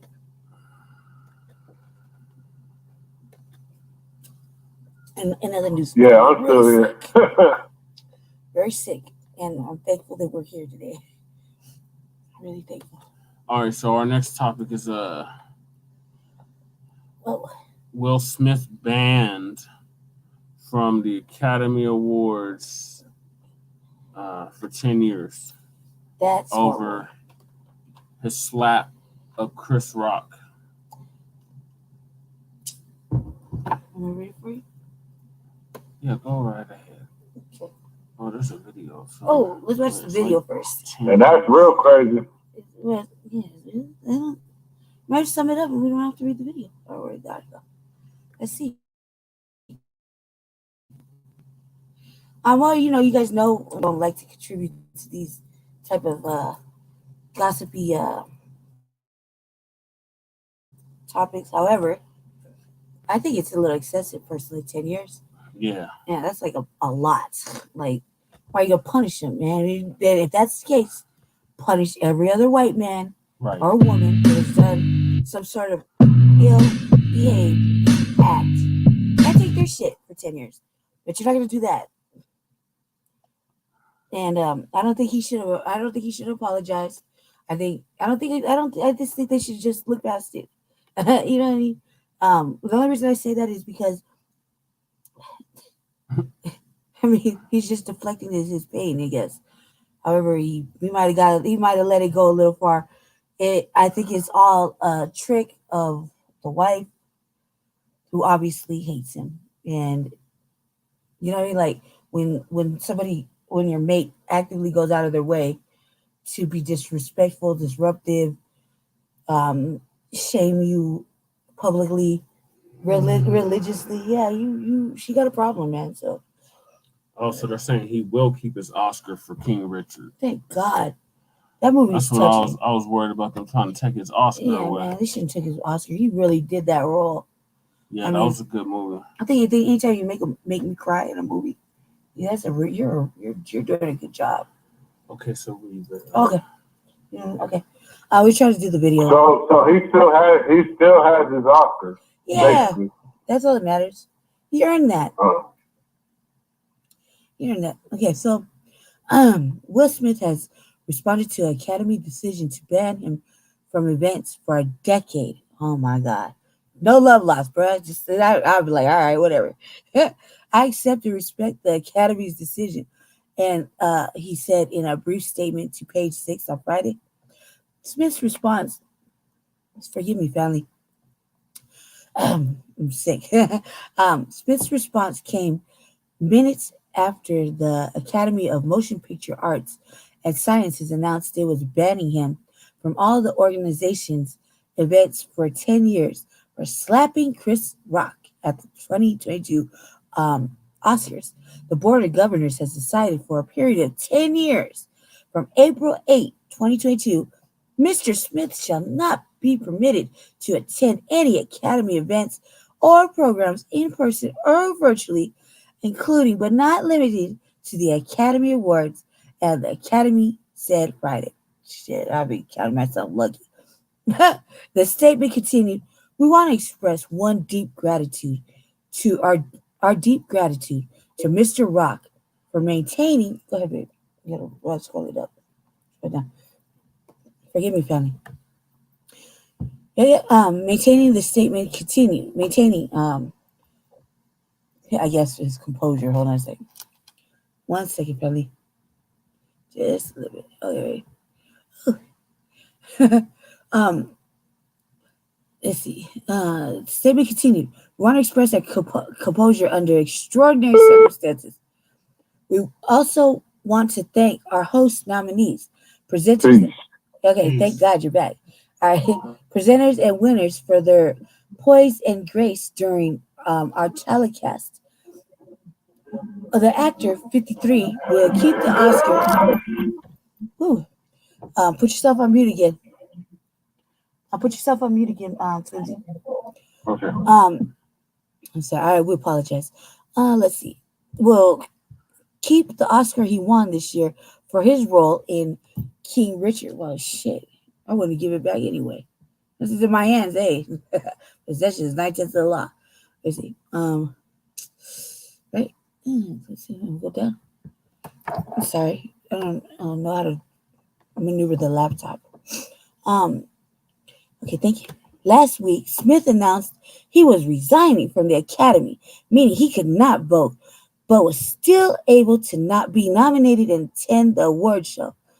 My actions, the 94 Academy Awards presentation, were shocking, painful, and inexcusable, he said at the time. The list of those I have hurt is long and includes Chris, his family, many of my dear friends, loved ones, all those in attendance, and global audiences at home. The Fresh Prince of Bel-Air alum shocked the world when he slapped Chris Rocc, 57, across the face on March 27th after the comedian made a joke about Jada Pinkett Smith's shaved head. The Girls Trip actress, 50, struggles with alopecia, a condition that causes hair loss. Right? That's the infamous slap. I'm sorry. This is the way the picture looks. I slap. We watched family. You don't know. Look up slap championships. Okay, that's what a slap look like. When you slap one person one time and they fall out. That was like a bitch slap. Okay, well, Smith did not apologize to Rocc while accepting his Oscar. He did issue a statement on Instagram. Put yourself on mute, please. Thank you. Twin, please put yourself on mute. We can hear you. Dragon sleeping in the back. Okay, let's see. Put yourself on mute, please, Twin. It's the background noise. It's distracting. Violence in all of its forms, Jesus Christ, is poisonous and destructive. My behavior at last night's Academy Awards was unacceptable and inexcusable. He added, jokes at my expense are a part of the job, but a joke about my Jada's medical condition was too much for me to bear, and I reacted emotionally. Simp. I would like to publicly apologize to Chris. I was out of line, and I was wrong. I'm embarrassed, and my actions were not indicative of the man I want to be. There is no place for violence in a world of love and kindness. Rocc decided not to press charges and is yet to formally address the matter. Real one. That's the end of the article. Thoughts, Che? I think it's a little excessive, a lot of overly excessive that they banned him from 10 years for a slap. You should let me read articles more often. that was a that was a very good read. Yeah. That's how it's tough to read. Put some inflection in your voice. Yeah. Personally, I watched the slap championships, so I done seen men get knocked out by the power of a slap. We've watched Karens get slapped out by the powers that be. I was like, man, it is what it is. We've all heard the thoughts, and pretty much it's like, if I was Will Smith, I wouldn't give them shit back, and I'm not gonna count myself, unhappy about not being invited to any of your functions. If I was like that, what are you missing out on, Will? I mean, really, you know what you're capable of acting in. You know where you belong. However, what are you missing out on? Parties and swag. We're supposed to be boycotting the Oscars anyway. Yeah, so fuck it. No love lost. Sit back home. Put on a movie. Why do you want to get dressed and pretend? You know what I mean? I mean, you might as well just do that and they're paying for it. What I don't like about the situation is that shame on the people that make movies, with picking sides. If he's a good actor and you want him in your film, let him be in your films. Don't shun him. I mean, but obviously he's going through some situations. But that doesn't take away from his quality performances and the intensity he puts in his work, regardless of what we think. You know what I mean? He deserves his accolades if he puts in the effort. And okay, if you want it, go ahead and let them punish you. You know what I mean? Shout out to Chris Rocc, though, because I was like, All right, thoughts, Ramel? Am I on? Yeah. Yes. Can you hear me? Yeah.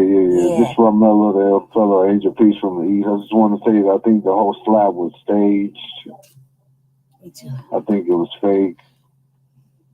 I think that that was a distraction, technique for something greater that was either going on in there or just to hype them up a little bit and bring some popularity to the what is it, the Grammys, right? Not the Grammys. But if the punishment is real, the Oscars. punishment is The really good. Oscars, yeah. I think because you got to think we just coming out of COVID season, where COVID was real big and everybody had to socially distance and all that. So, they're trying to hype that up. You know what I mean? And they try to turn it into some kind of distraction where now is people are tattooing him slapping Chris Rocc on their legs and all over their body. Have you seen that? That people are tattooing that on the body. Oh God! I You know what I'm talking mean, about?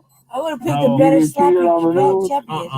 I seen a whole bunch People of are memes. tattooing the actual picture on their body. I mean, hey, look, the face So I of Chris Rocc when he's like, it's slow mo. Like, I mean, really, beautiful. Saw the picture me and Che were laughing about right now.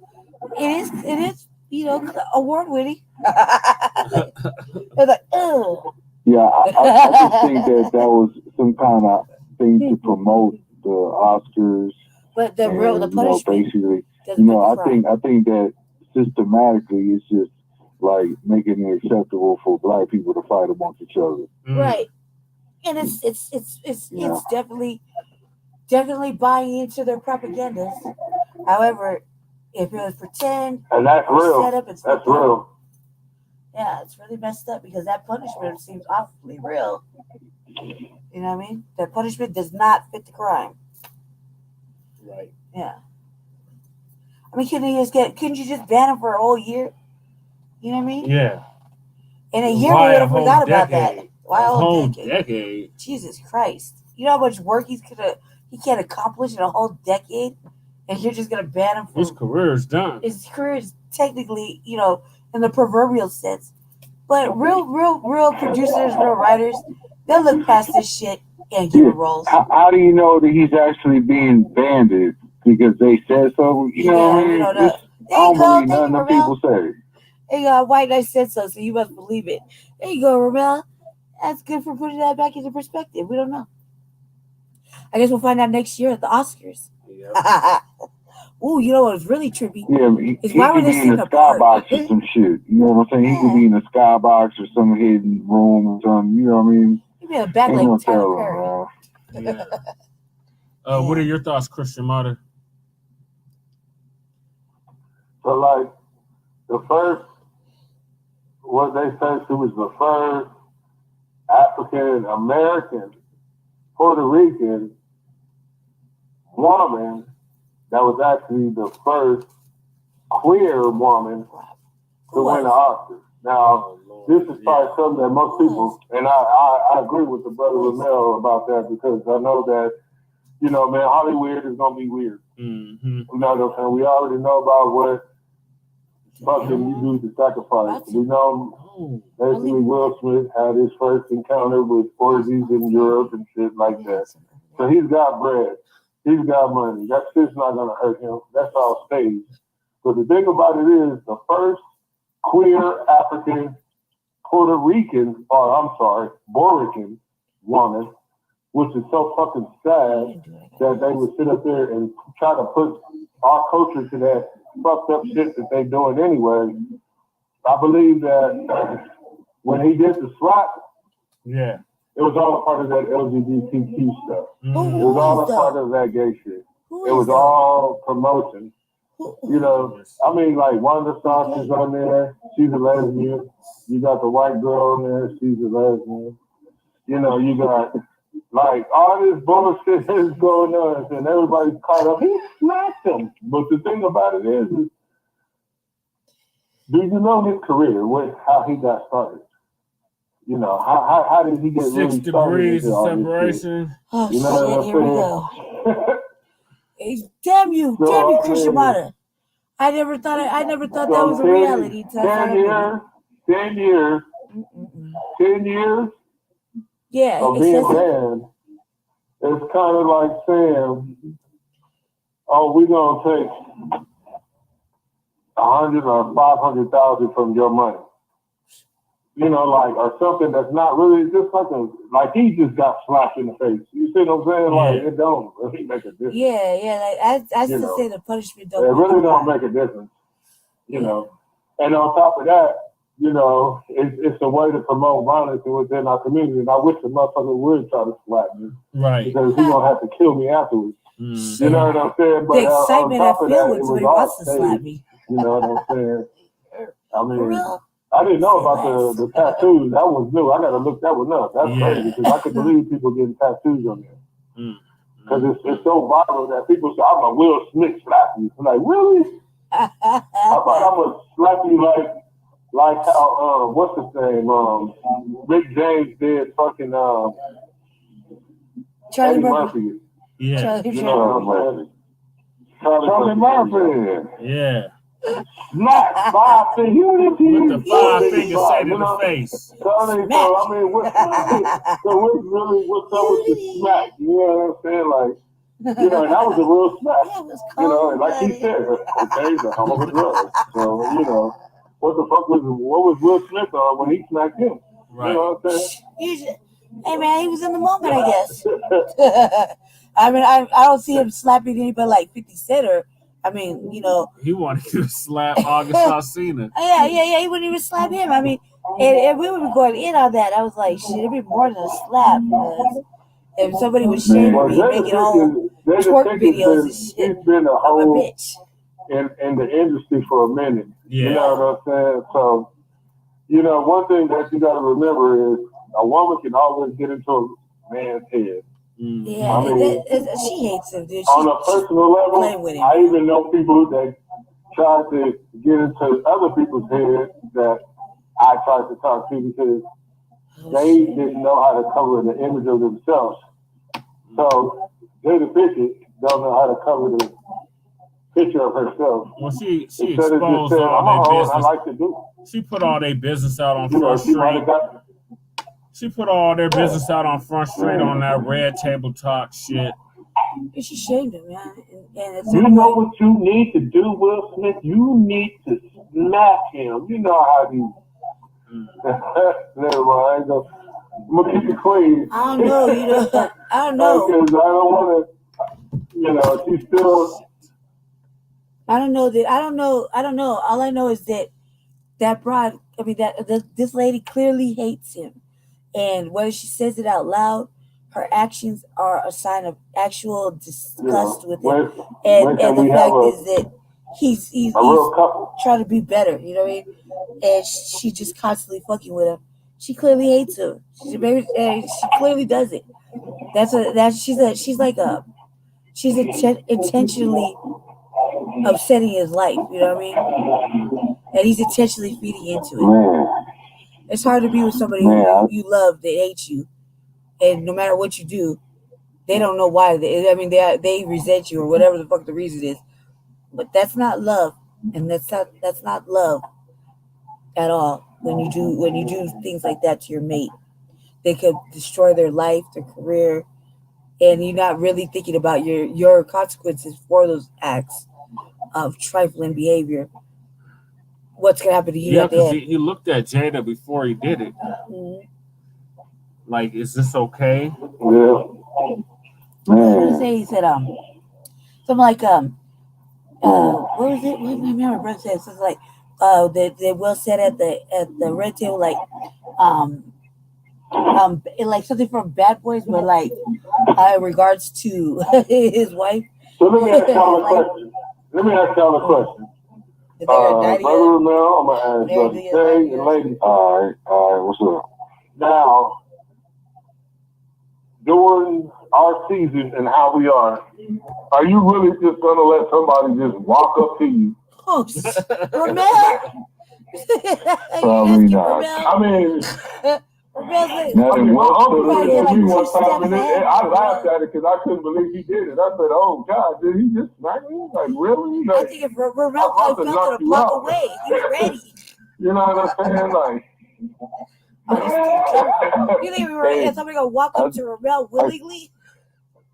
I got a request. What? Man, y'all gotta play the beginning of Fresh Prince. In West Philadelphia, born and raised on the playground is where I spend most of my days. Oh, God. Oh. I got one little fight. That's good. That's fucking good. You know what? I never thought about that shit. A couple of guys, they was up to no good. Started trouble in my neighborhood. I got into one little fight with my mama. They're scared. Say you moving with your auntie and your uncle Bel Air. Dun, dun, dun, dun. Yeah. What they call him? Chicken. What was the sandwich? It was called Chicken Willie. Yeah. I mean, and if she does have a disease or a cancer, So their daughter has her haircut the same way Jada does. Jada's been rocking the okay, when you say their daughter, you talking about they got a daughter? And a they got a daughter and a son. The son, he was trying to be a female at once. Yeah. Oh, wow. Yeah. So, I mean, so, like, dude, what the fuck? Their family fucked up. They got to fuck the family. Yeah. And the Brady Bunch, you know what I'm saying? So, it's all good. One happy family, right? I mean, but this is natural family. That's like, some dysfunctional crazy shit right but there. That's his natural family. That's probably weird for you. Oh, yeah, man. We're clowning around. That's the Illuminati bunch. No, listen. We're clowning this shit. Man, but listen, stop really. We watch these because people grow up in front of us. That's what's bad about all of that. Master Killer from Wu-Tang. Yeah. And I was chopping it up with him. Yeah.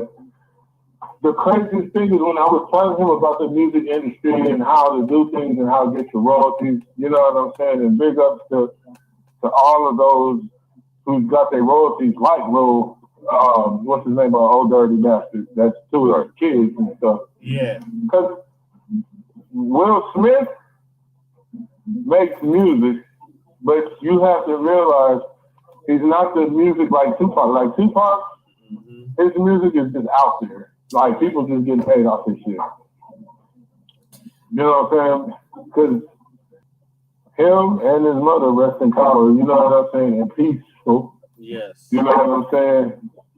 Can't even receive none of that.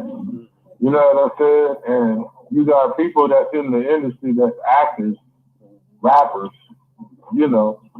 I mean, LL Cool J is another one, but you don't hear too much about him. Yeah. You see what I'm saying? But it's the same way.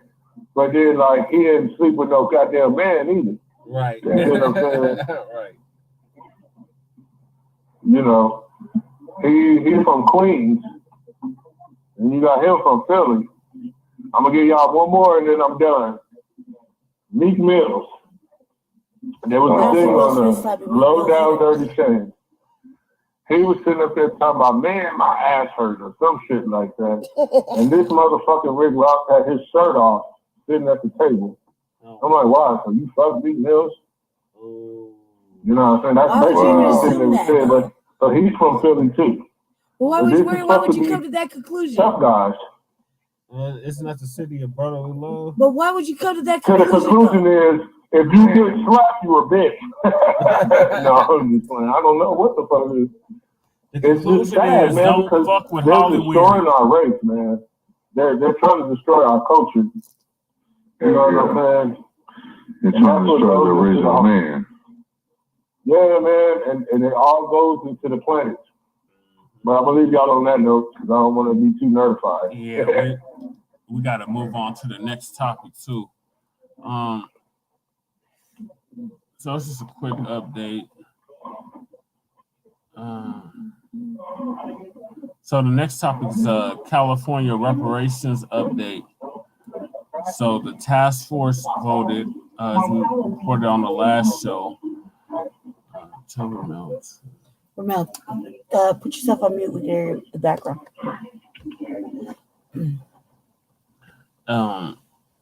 At the last reparations hearing in California, the California task force voted to make it lineage-based. So you had to be actual descendant of American chattel slavery to reap the benefits. So this article from Yahoo News, which originally is from Black Star, Atlanta Black Star. It says lineage. Oh, that shit. Lineage-based approach.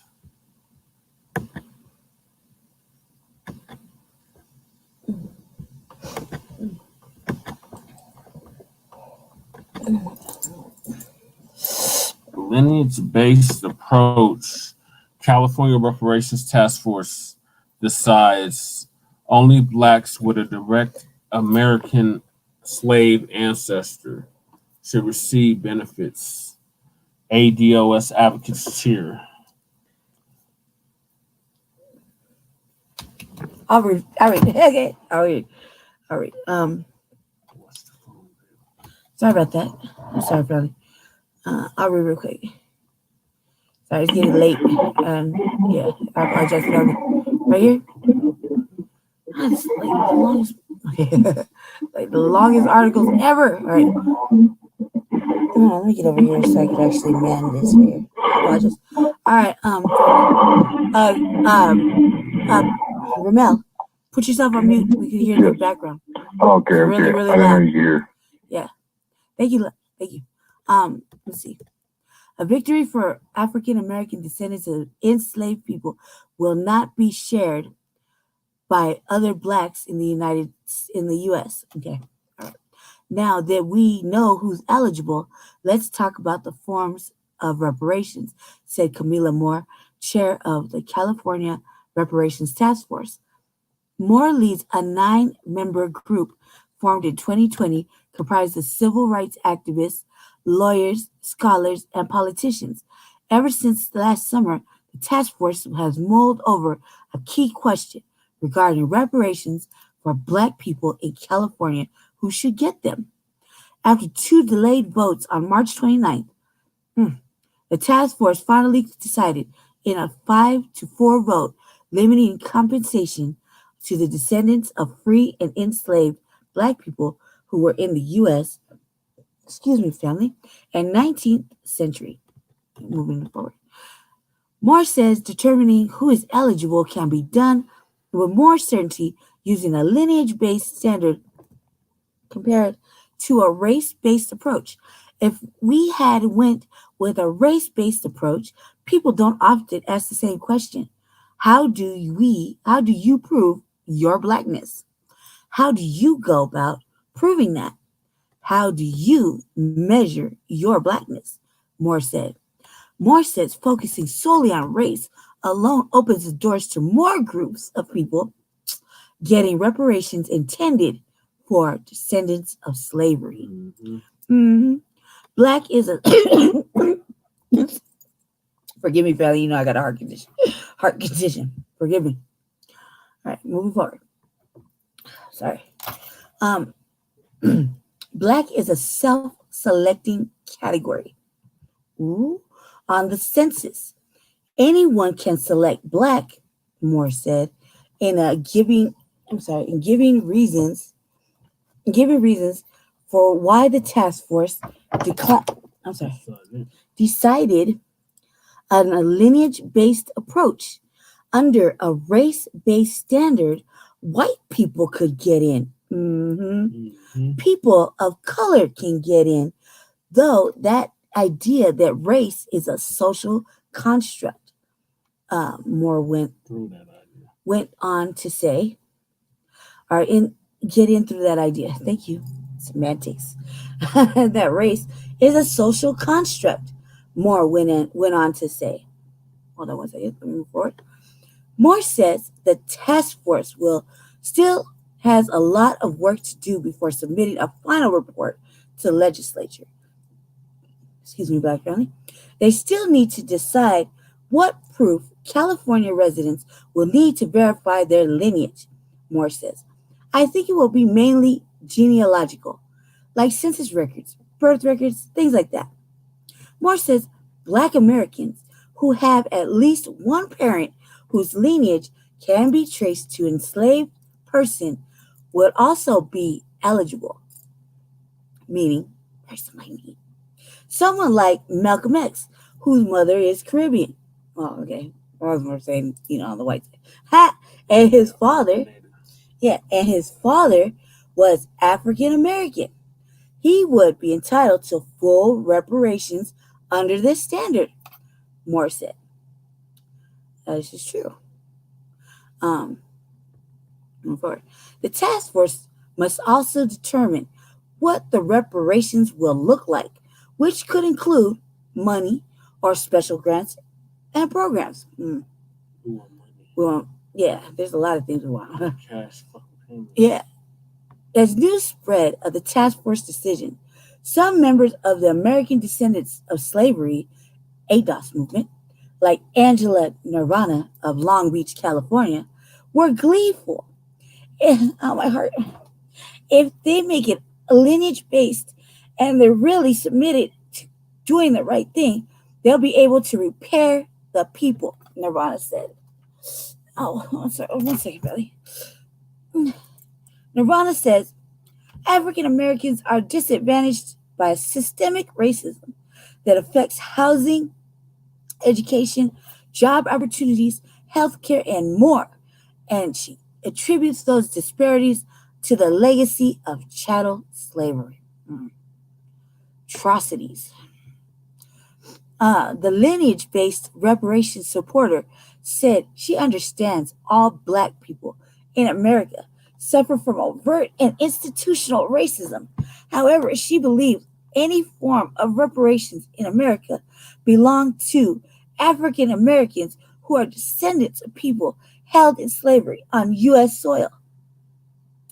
It's not just about whether or not we're on your field picking cotton. It's about the way you had your policies rigged and how you legislated us here to the bottom caste, Nirvana said. More of that. Atlanta, forgive me. Okay. Forgive me, family. Atlanta Black Star asked task force chair about the message the lineage-based reparations decision could send to the Black diaspora at large across the U.S. and if the task force worries their decision could cause division within the Black community. She responded, pushing solidarity. Okay, I didn't want to knock that down. To my Black immigrant brothers and sisters, does this decision mean Black immigrants don't suffer from systemic racism and anti-Blackness? Absolutely not. Does this decision mean African Americans who are descendants of slaves could stop being in solidarity with African diaspora or other oppressed groups? Absolutely not, Moore said. California has a little more than 2 million Black people living within its borders, but not all of them could be eligible for reparations. The task force understands the decision could have national implications. We always say, sue your colonizer. The Associated Press reported cities in Michigan, Rhode Island, and Illinois are considering or already have passed some form of reparation measures.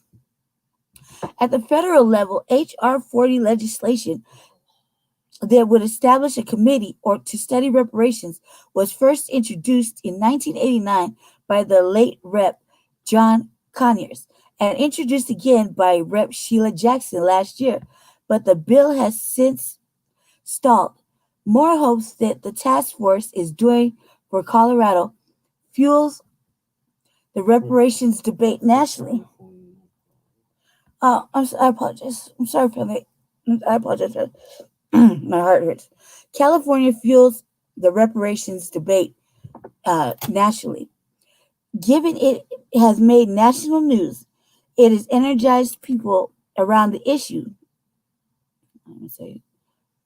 Has made people curious about the issue and hopefully is going to renew the demand for a federal reparations effort, Moore said. Okay, that's the end of it. Thoughts? Forgive me, Black family, please. I'm sorry. Y'all been watching the RVA. It's been happy like this. Yeah, so I've been following this for about the past 2 months, and I'm glad that they voted finally to make it lineage based. Now they need to figure out what they're gonna do in terms of, is it gonna be cash payments? Is it gonna be land? Is it gonna be grants? Like, what is it gonna be? So Yeah, it's a good model for every other state to have to follow suit. Whatever California does, the rest of the nation does. So we just wanted to update y'all on what is happening with this Reparations Task Force in California. I feel like talking about today's events too, and just in our personal thoughts. But I'll just save that for later on. Like when we have it already, you just hit it with the hard good shit. Yeah. So what are y'all thoughts? What's your thoughts, Ramon?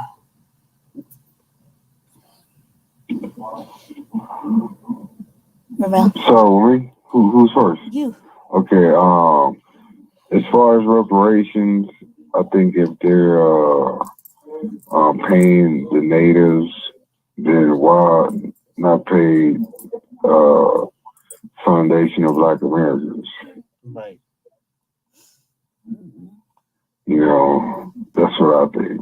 You know, other than that, it's not more complicated than that. I mean, right is right, wrong is wrong. So, you know, but, you know, for them to do that, I think might be too much for them because they don't want to admit that they're, you know, so devious and that they wronged us so bad. So, you know, I think if they did do it, it'd be an act of humility, which I doubt that they would do. So, those are my thoughts. Christian Mata, what are your thoughts? I ain't asking our oppressors for shit. I'm gonna take it. I'm gonna do just like they did to us. I'm gonna take it. Yeah, you have to. They took it, made it out of thin air. I'm gonna take it. That's it. Yeah. I don't believe asking our oppressors because it don't matter if every melanated person in this damn world sat there and said we want it back. Well, that's what a lot of melanated you gotta go people through a have white. been doing. You gotta go through a pale white system to try to sit up there. And then I tell them, I said, well, shit, if you gotta go through a pale white system just to get something that they promised that was a false promise, and to begin with, it was kind of like a bargain. It's like saying, hey, you can come on our land, we're gonna take your land, but we're gonna give you this, or you know, they just try to like, what's the word, compromise with you, you know. Yeah. I'm gonna take it just like they took it from us. I'm gonna take it back. And so far so good. I've been on learning how to do it. I mean, you know, that's just me, you know, but I'm taking it from them. I'm not gonna ask them for shit. Yeah. When I think about it, I'm like, because some of our people, man, is fucked up too, man. Yeah. You know, it's kind of like Great Noble Drew Ali said. You know what I'm saying? There's dirty Moors are niggas that's gonna send us back to slavery again. So, see, we gotta watch our own because they're gonna try to put their hands in there. So, if I gotta take it and they get lost and slayed away with the white helmets, I guess it was meant to be, right? Because I'm like, shit, I'm gonna take it. I ain't asking them motherfuckers. Because, I mean, they can't pay us back for what they really took. If that's the case, they owe us their life. Yeah, they owe us their life. Yep. Yeah. They owe us their life. That means they need to lay down and get their heads chopped off. Right. You know what I'm saying? Like they used to tell us, okie dokie. You know what I'm saying? And cut our heads off. Yeah. Yeah. Because I'm with it, you know what I'm saying? But it's like, shit, man, we got to start fucking, man. We got to start walking and fighting with that shit, too. You know what I'm saying? Because they ain't going to give us shit. You know what I'm saying? And we got to form something. We got to outthink them because they're imbeciles. So we got to know how to outthink them. You know what I'm saying? Because I believe it's going to come. It's going to come in a way where when it falls, it's going to be given to us. You see what I'm saying? we won't even have to fight for it. It's just going to be given to us. It's just going to come to us. You'll see. I see it. Yeah. You know. And But then and there, I'm just going to do some Will Smith, a.k.a. I'm going to be my Charlie Murphy slaps on their ass. You know what I'm saying? Like, you know. I already just told everybody going with the everybody, page. I'm going to be on some marauding shit. The trend. Expect me, Brandy Marie, to be marauding and highlanding. At the end of the day, when anything goes wrong, the jab, switch in front of me, it's off with your head. It's Highlander style. Yeah, just know that nothing has ever been given to me, and sometimes you just gotta take things, and some things it's just gotta be like that. Because there's never you about to step into the queendom. You about to step into the queendom. Because you know what? You're going to be taking a lot of shit. I'm telling you. Because, I mean, that's how we got to do it. Yeah. We got to take back, man. Fuck that shit, man. I mean, because we're doing it now, but it's kind of weak. We have to really hit them where it hurts. Yeah. We have to learn. Look, the colonizers came to invade us, and they came back as investors. That was a quote that one of the vice presidents of Zimbabwe, I forgot his name, but he had said, and I told somebody, I said, if you think about it, you know, it's just like I was talking with some Eritrean people in Eritrea and Ethiopians. Yeah. I said, so what's the fucking difference? I said, man, so, and this was like yesterday. I said, so if I'm from Denver and we're fighting to make Denver a state within a state, we still Coloradans, no matter what you say. You know what I'm saying? How can you make something within there? You know what I'm saying? Because you up here trying to be white and be colonized. You know what I'm saying? Man, fuck that colonizing shit. Right. I was like, because they coming back and investing, stealing our property and all that. Yeah. So you know what? I'm going to teach our people how to steal it back. Right. Exactly. Properly. Yeah. Oh, well, I wasn't even going to go there. I was just going to go, hey, claimed. I like that. Oh, you know I love this show, man. I love talking shit, but I mean what I mean. You know what I'm saying? But you know, you ain't gonna find nobody that supporters coming on here. You ain't gonna find no LGBTQ people coming on here. You might find somebody that might try to like text something or send a chat, but they ain't gonna have enough balls, or they're gonna be like away from the picture. But it's like if you got a point to move, why don't you come on the show and like, you know, defend yourself, you know, come up here and talk, you know what I'm saying? Because they don't want that. You know, because they know that, you know, well, everybody on here, man, is very blissful and got good understanding and very wisdom, you know what I'm saying? And we're going to continue this fight because we each is going through a battle right now. But I guarantee this one, and this is not the white guarantee, pale one, this is like the Aqua Moon Nation. Right. Guarantee that everything's gonna come through in the right way. Right. All right. So we're down to our last two topics of the night, and that's the Unhoused Neighbor News and the Unhoused Neighbor Sweeps. Your opening, your usual opening. So it's 2022, and the sweeps continue. Mayor Michael Hancoon continues to sweep people like trash week after week. We finally got back on the notification list, so we know where the sweeps are happening now, or at least the ones that they're putting out there are. And Lady Che went to attend a sweep last week. Or two this week, actually. I tried to go twice. Yeah. So, like I said, okay, so we probably got put on the list. This one section that I went down there, right? I went down there to where the baseball field is, or the baseball stadium is. Oh, you talking about opening day weekend? Yeah, it was opening day weekend. No, prior to it was prior to that. Yeah, it's this weekend, but the sweep was in the parking lot, like you know that behind the parking lot, like right across the stadium. Right over there behind Crucifixion. Yeah. So it's right there. Right behind the Crucifixion. Yeah, I know some people that stay behind there. Yeah, I know some people, man. There's always a camp in there of like 50 deep, right? Mm-hmm. And it takes all day to sweep them, okay? I know because I've been over there filming it. Like, there's a couple times I've been over there. I mean, like, there was one time a whole person almost got his ass handed to him over a throne, right? Yeah. But I mean, I was really about to get it in until I saw all the Cause you fucking talking about right over there, by the highway. right by the where the railroad is. Yeah. Like right over there on the side, like Yeah. going towards the. Yeah, I know some people that. Yeah. So Black folks. yes, Not white. Exactly. Let me finish. So like, I mean, it was on camera and everything. Like this dude, I was basically saving it from getting crushed, right? And by all rules of the street, what you give to me is mine. You know, you'll get to take it back, and you'll get fought over. You know, and I was still in that mentality at that moment.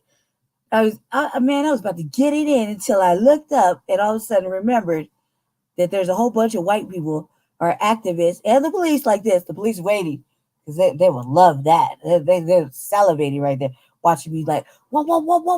And then I look up, and all them were like all cat eyes on me, right? And I'm like, I'm like, all right, we're making calls like, hey, cuz, you know, like we're gonna go ride on this shit later, right? But I didn't do that. I was so mad. I was my natural streetness that came out because this little what do you call him? A little entitled, spoiled ass little white boy, the one that always get throwing shit around. The police never do nothing. I mean, he'll be throwing shit around, and he's like, his little white brother would be like, I'm like, man, I would tell you, I shook his ass. He's useless. He don't even help. Like, he got all the fucking spoiledness, you know. Well, I had took this from him because if he gave it to me, it was gonna get crushed. He wanted to take it back. In my mind, fuck no, little white boy, that ain't gonna happen. And that's what was going on. And I had to control myself. And the whole time, being that I had to control myself, I didn't ever get it back. And how I felt inside was the worst shit ever. Like he just, I got punked like that. Like that's how that was feeling, right? But I know for a fact that over there in that area, the sweep can start at 5 a.m., but it will not be done before 10. Now, I got turned around because I got lost a little bit. I got when I don't come down to that area often, and for some reason during the day I always get off on the wrong section, and I kind of forget the streets, right? But this guy right here is like the map. Okay, he knows. All I gotta do is turn on the camera, and he'll be like, "Go forward, like 3 blocks. Yeah, go ahead and make that left." Right? He knows where to take me back, right? So we roll up. Oh shit! I guess I get excited. We rolled up. Now I can tell when a sweep has been there. All right, so I feel like that what we're getting a list, and I feel like I got bamboozled somewhere, right? And I really don't say that, but my intuitiveness is like, nah, this ain't right. We're rolling up on the field, on the stadium, on the course field, right? And I'm like, man, why smell like hot dogs and mayonnaise over here? I don't know, talking shit, right? I'm making him laugh. It's early. It's like before 8 o'clock, right? Yeah. Wait before 8 o'clock. Now, when a sweep happens over in that area, yeah, real shit. When a sweep happens in that area, you'll sense, and not only will you see blocks ahead of time, you'll see police cars, you'll see blinking lights, you'll hear beep beep trash. You know, you'll see homeless people moving their stuff, and you'll see like big ass. You'll see all kinds of crazy shit, but you'll see this blocks ahead where there's a build up, and you'll see people scattering and moving in different directions, or you'll feel the sense of loss. You know, all the shit that happens when you have to move, despair, pain, fucking having to build your shit all over again. Fucking the police are there. You have all these feelings. Well, this wasn't happening that day, right? And I was like, I don't think that there was a sweep here. Why? Because there's a parking lot right across from the field or from the stadium, right? There's a parking lot. And during the sweep, there's no cars really there except for people who are helping the unhoused transport their belongings. You know, there's a few people that advocate and they do-gooders. You know, they come with a truck, they help out. Good people, you know what I mean? Can't take that away from them. And then you'll see like the acts of where a sweep has been. You'll see the trucks, you'll see the police cars, you'll see a fucking fence still at that point coming down. Okay, first of all, it's 7:30, 8 o'clock. there should still be people there lollygagging and dragging it out, right? Police everywhere. No, this shit was like immaculate. That's not even possible if there's a sweep there. There was no trash trucks in sight. And we came up like, what, 2-3 blocks ahead? So we would have seen that, right? I thought maybe, I said, look, I can't go any further. There's a whole motherfucking highway right here. I said, they're doing construction. There was no even remote signs of like a tent or a person nearby that had been living there. I mean, when we rolled up on the stadium, there was just the workers there picking up and, getting the stadium ready for baseball, because it was the weekend. It was coming up. And I was like, I think we got bamboozled. I said, and I was like, I don't think there was a sweep here. I think this was like a notification, because I have witnessed in the last month where unhoused, even unhoused in RVs, are being swept, forcefully moved by the police, but not with the cleanup crews. And on the weekends, I've witnessed it. Not witnessed it, but I witnessed the aftermath of it.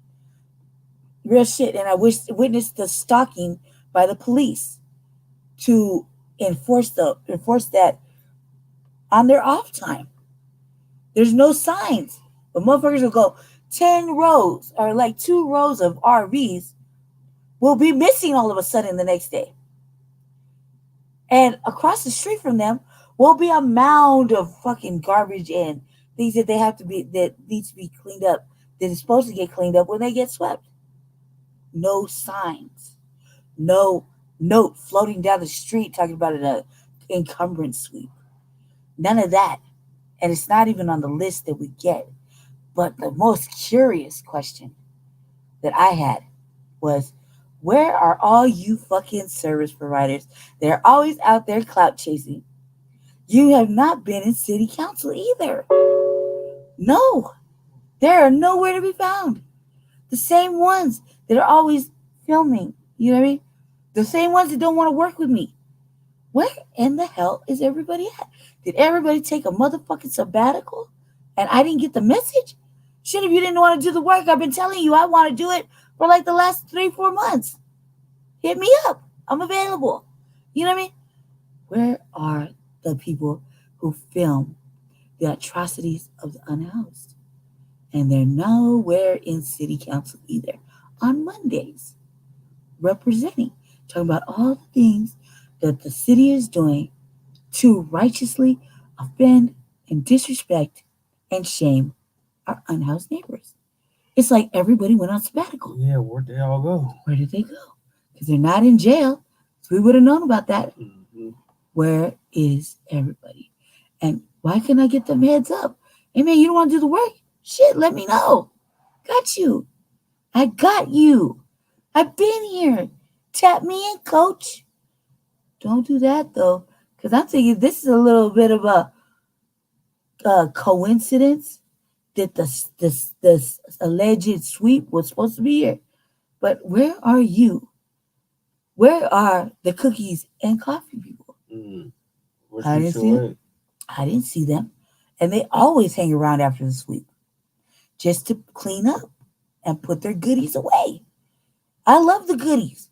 I was definitely looking forward to a fucking goodie and a fucking hot cocoa. Where are you? Everybody's on sabbatical? Make it make sense. Anyway, what else?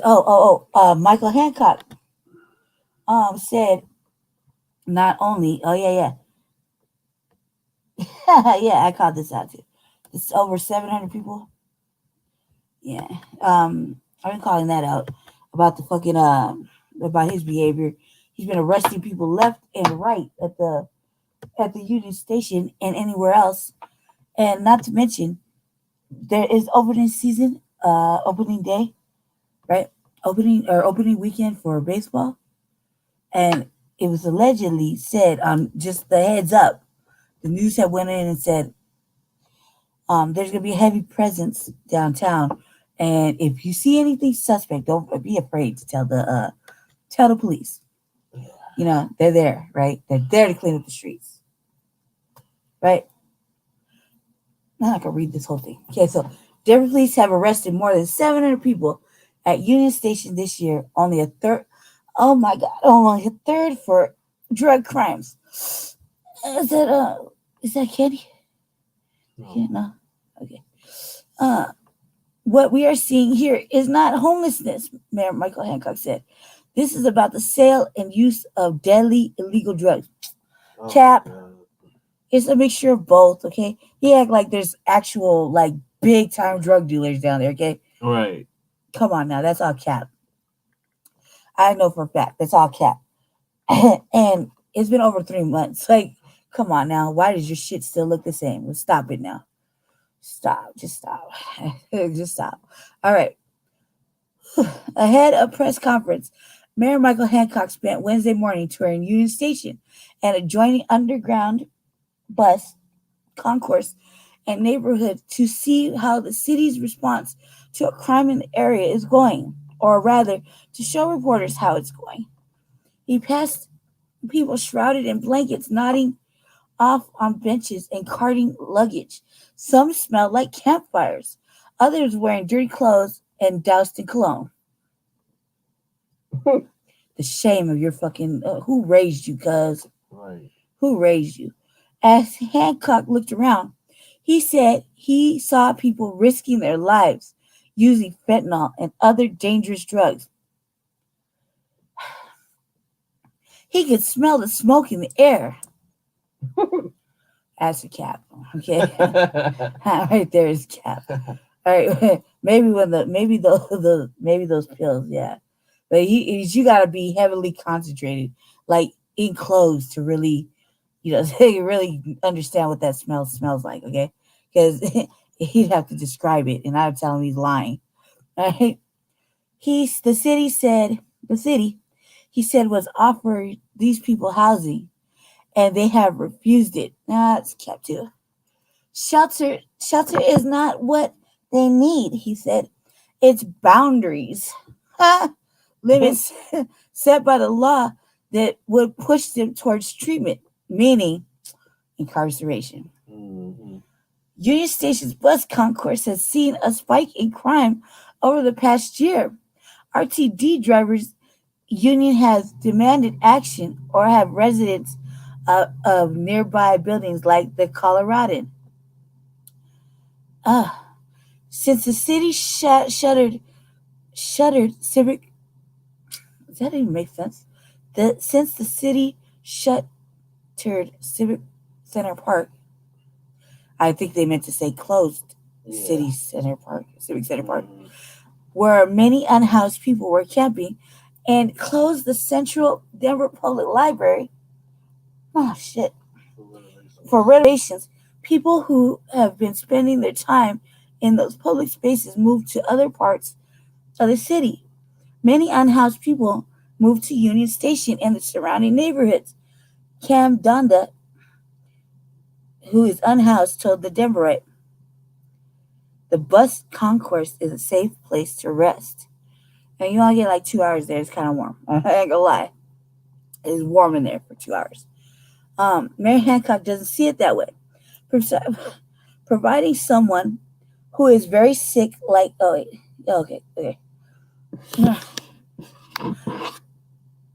Okay, this is not about housing or homelessness, he told a group of reporters. What we are seeing here is not homelessness. Yes, it is. Right. Clearly. Yes, it is. Okay, oh my God, fucking retard. Excuse me, family. Your cognitive dissonance is showing, sir. Fucking ignorant, dude. I swear to God. This is not about what we are seeing here is not homelessness. This is about the sale and use of deadly illegal drugs. Dude, it is not going down like that over there. Trust me. Not over there, okay? These are like motherfuckers that are trying to eat and acquire shit for their own resting needs. So, I mean, they're not really carrying like buku fucking amounts of drugs, right? Let me tell you like that. Secondly, no. These are homeless people trying to either utilizing a form of escapism, trying to stay warm, trying to stay alert, trying to stay awoke, trying to stay out of pain. Practicing forms of escapism, we'll go with that. Dealing with their own, psychoses. But, I don't mean to say but. And habitually unhoused, okay? Or systemically refused. Let's put it that way. Okay, because I can tell you right now that, oh my God, I was about to tell the truth. My heart started hurting really bad. Didn't I take the bus the other day? Mm-hmm. I think I was in the east side, right? Yeah. That day we went to the street, but you had to take me back to the bus department here, right? Mm-hmm. RTD is actively handing out the same bullshit fucking flyers that the encampment enforcement team hands out, and anybody any remote off-brand fucking let's just pacify you would hand out a reference list. Okay, it's nothing really. It's nothing that they don't provide resources. They say they do, but it's not. It's more like, come in, we'll put you up with a caseworker, blah blah. Goodbye, right? And it's bullshit. Like, I mean, dude, I was dressed the other day really nice when I went through to the sweep, got lost and turned around and come back because I was going through a situation and his house is closer than mine at the time. And I mean, I got on the bus and the fucking driver handed me a flyer. I'm like, what the fuck is this? This is what you're providing our unhoused? Cap, what are you doing? No wonder. It's no wonder. People want to go somewhere where they can actually receive tangible help. You're saying it's all about drug dealing, right? Okay, well, let's just put it that way.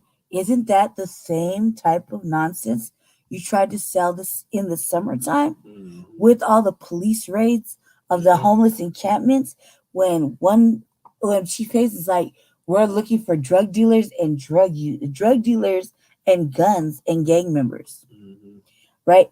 And so y'all are just snatching up motherfuckers on the street when they came outside or whatever. Just like our family member got picked up. It was on camera. He got picked up and he wasn't even dressed. He was outside and I was talking to him for like 10, 15 minutes. He didn't do nothing crazy. Definitely nothing illegal. Okay. I swear. I swear. Let Allah strike me now. Right? Right there. And they came, swooped him up. They didn't even shake him down. They just took him in. They took him. Okay? Real shit. In all undercover, unmarked vehicles. It is not a game. So, that being said, the city has an agenda. And I'm not going to finish reading. I'm just going to tell you that Michael Hancock said he's not going to play politics anymore. Meaning, he's on the Eric Adams tip. You're going to jail until a shelter is clean, ready, and suitable, basically. Okay? He said that is not about housing and homelessness. He told a group where city is not homelessness, the use of drugs, legal drugs. Okay. The drug users spend their days and nights around Union Station and have told the Denverite that without their basic needs like shelter met, they struggle to even imagine seeking treatment. Facts. Hancock doesn't see it that way. And first of all, if you even got any of them to talk about this shit, that right there is a step in the right direction. And they're telling you what they need. I don't understand what is so difficult about the mayor listening to the needs of the motherfucking street. I mean, I remember when you were at across the street when I was getting swept at the Samaritan House, eating fucking sandwiches with the higher ups. And we were clearly being swept in front of you, but you don't want to hear it. You're not out there when it's happening. Hush your mouth, cuz. I mean, I can say many times for a fact, even when I was in a wheelchair, trust me, I got a Getty of me sitting there and no shoes on in my Muslim garb, crying my little eyes out and trying to make you understand how he could be so fucking disrespectful to a woman who can't even move in a motherfucking regular manual wheelchair and just crush my shit in front of me. And there was a lot of women on that street that were very fucking disabled. one more so than me. And he didn't give a goddamn. He didn't care now, right? And I'm like, ooh, what's all this hype energy right now, Mary? I got in, and then I look to Jesse. I'm like, see what you got to clean up. Fuck it, that man is an off brand for real. Basically, like I've been stating months and months ahead of time, the conclusion to how you want to take care of the needs of the unhoused based on the white tears of the privileged, you're going to incarcerate them because over 700 people in 3 months from that area, from U Station and the what do you call it? How that hurt? The airport. The airport. Thank you, baby. That's excessive, and I want to shout out real quick. Candy Brown, District 9. She was faced with opposition during a city council meeting with the police, right? And they were asking about they were trying to build a new program, right? And you know, I'm from the street, so if you have been watching over this last year and a half, I've been more actively participating in city council on my views of the unhoused and the sweeps. This only comes, so there's no need to dig any further. Well, this is the truth because this is what Jesse does. Right? Jesse took me for the street and tried to civilize this. Okay, so this is an act of me now desiring to be of service. Okay, finally, from being a degenerate to wanting to be of service and actually being part of the community and doing good works. Some days you have to force me because I don't understand, right? And the reason I say that is because if city council acts like they care and they're from the people, why do they vote in the opposition of the people? You know, and then it shows itself. Okay, well, Candy Brown. Okay, earlier in the year on the Brotha Che show, I was talking shit to her in a chat, right? I was talking shit to her in a chat in context to what you say, right? And I was really going in on her. So ever since then, she had made a major motherfucking step up in the game, right? Because one of the things I pointed out was, shit, you don't have no bull. You can't make them people that look like you work with you. That's fucking ridiculous. And then I see why. You know what I mean? I understand now why they are so opposed to her. So we're seeing very, very, very positive, serious signs from Candy. Shout out to her. Real shit. Like during the wintertime when she put herself out there with the community support, like mutual aid during the winter for the rec center, right? The warming center. She stood there in alignment with them all the way until the 6 people that were there got motel vouchers, right? She put herself out there. She did, right? Even to the point where they could have arrested her, you know. That was a big positive.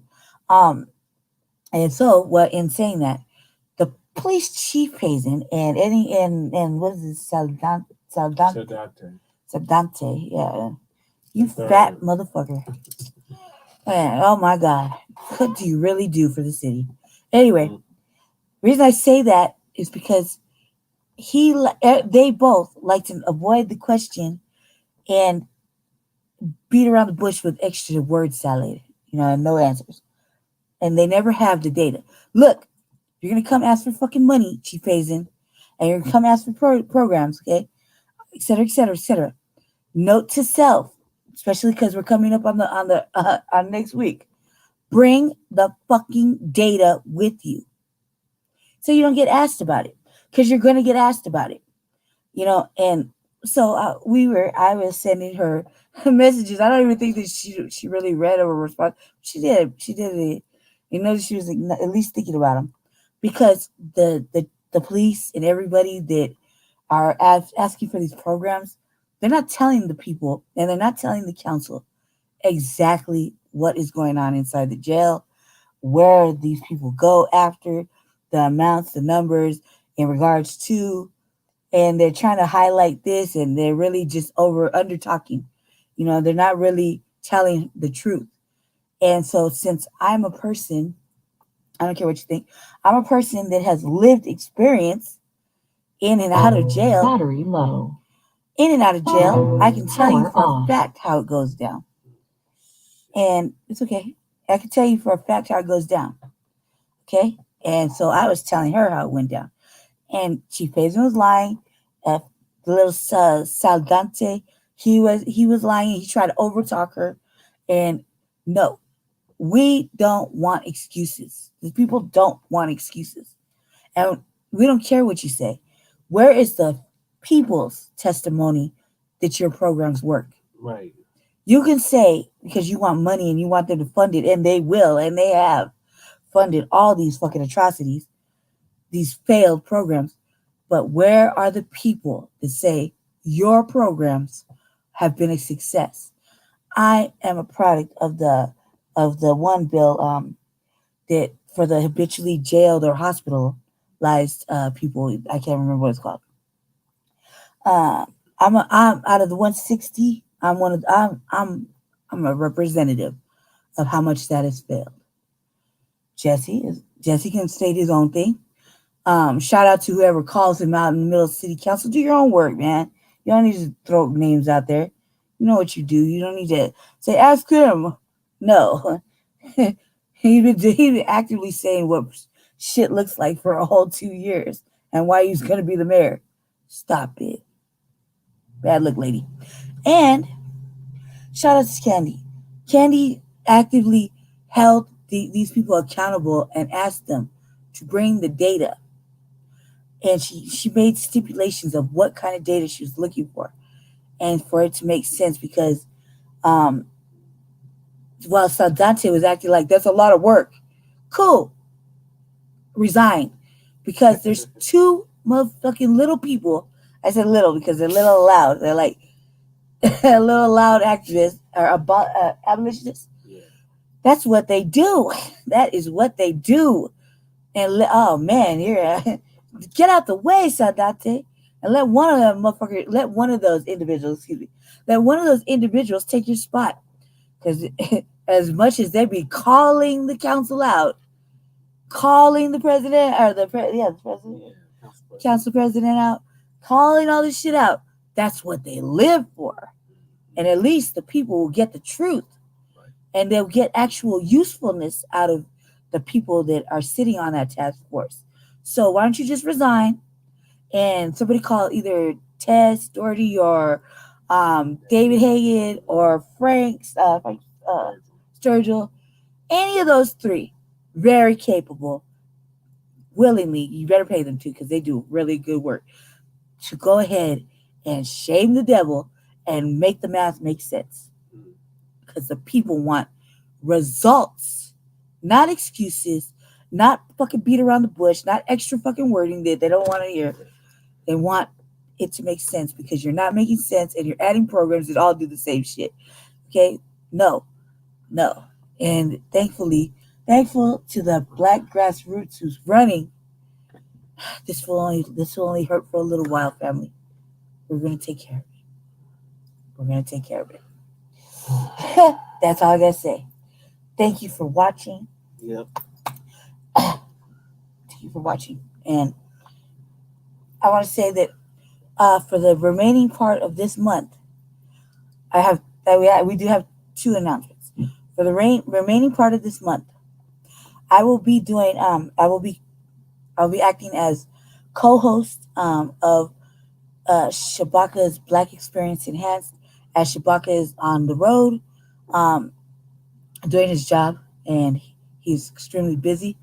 It is a busy time of the year, and so our California correspondent is actively at work, and so I will be running the Shabaka's Black Experience Enhanced with Brotha Che as usual. I just because of the logistics of functioning services. There's like a lot of 5G towers right here, and sometimes we're lucky this went so far. Okay, I didn't believe it. He said it was gonna work today. I didn't believe it. I gave him a whole hard time. But just because of that, I'll be running it from because I have actual functioning system in my house. There's no 5G towers, where I'm at. That's gonna mess up the algorithms and the rhythms of the internet. That's the other reason. And then I'll keep the order. Sometimes we get a little out of hand. I'm really doing shows for us, Black family, until Shabaka returns and or has free time, and can run one. So there's going to be a lot more coming up, not just on Tuesdays. We got a lot of issues, Black family, that we should just get out of our system right now. That way we have free time. And we're running a little fundraiser. There's a couple of things we're looking at. Me and him haven't really decided on um, our actual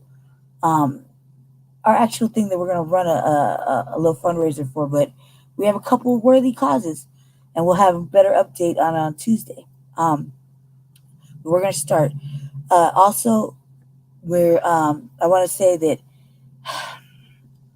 I finally got accepted to do the Landmark Forum. It starts in May. And if you remember, we were selling Romel's books, offering tangibles for help in that process. Needless to say, I was not able to get the help I needed, but I was able to get it done. So thank you for those that did help in purchasing one of Romel's, or giving a donation or have received one of Romel's books. And when they say he comes on, we're having him tell us a little bit about where his book now is being sold at. And it's a major accomplishment. We want to thank you and for all your support, family, and in him. You know what I mean? The ones that actively participate with us.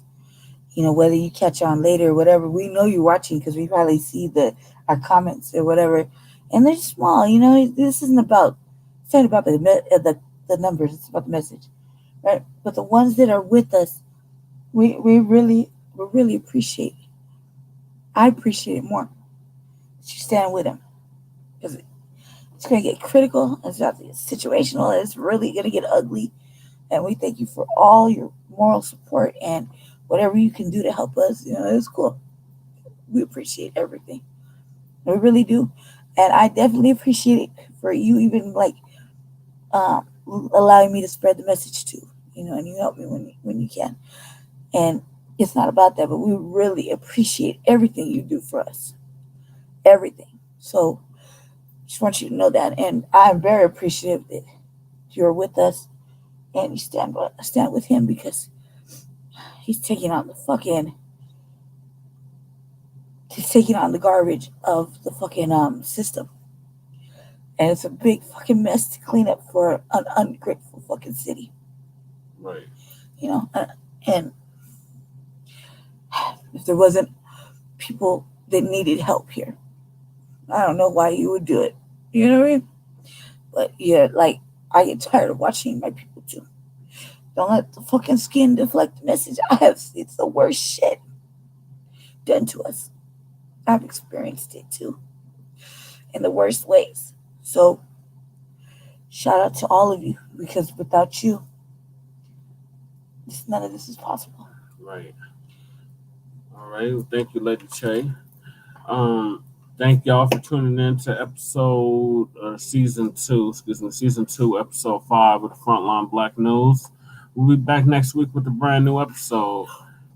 In the meantime, make sure you check out Shabaka's Black Experience Enhanced. Make sure you check out the Revolutionary Agenda. Yeah, I'm kind of trying out new things because I want to take a little blog to the personal blog for the Revolutionary Agenda on the Blog Talk, so I can just journal my thoughts because I'm actively following this. I feel like this right here needs to be documented because he's so brave. He's so brave. Like, this is a brave thing. Man, I don't have the balls to do it. Real shit. You talk about, I don't have the balls to do it. Because that's a lot of, like over 5-6 days, how much hate. Mm-hmm. How much hate and ugliness has been shown. And it's only been 5 days. You can imagine a whole year of campaigning. Fuck. I'm scared. Shout out to our one viewer. I see We're little about to eyeballs. close out the show. Make sure you catch us on the playback. In the meantime, like I said, check out Frontline, Shabaka's Black Experience Enhanced, The Revolutionary Agenda, and we'll be back next week with a brand new episode of Frontline Black News. Peace, love, light, and Black empowerment. Thank you. Back up.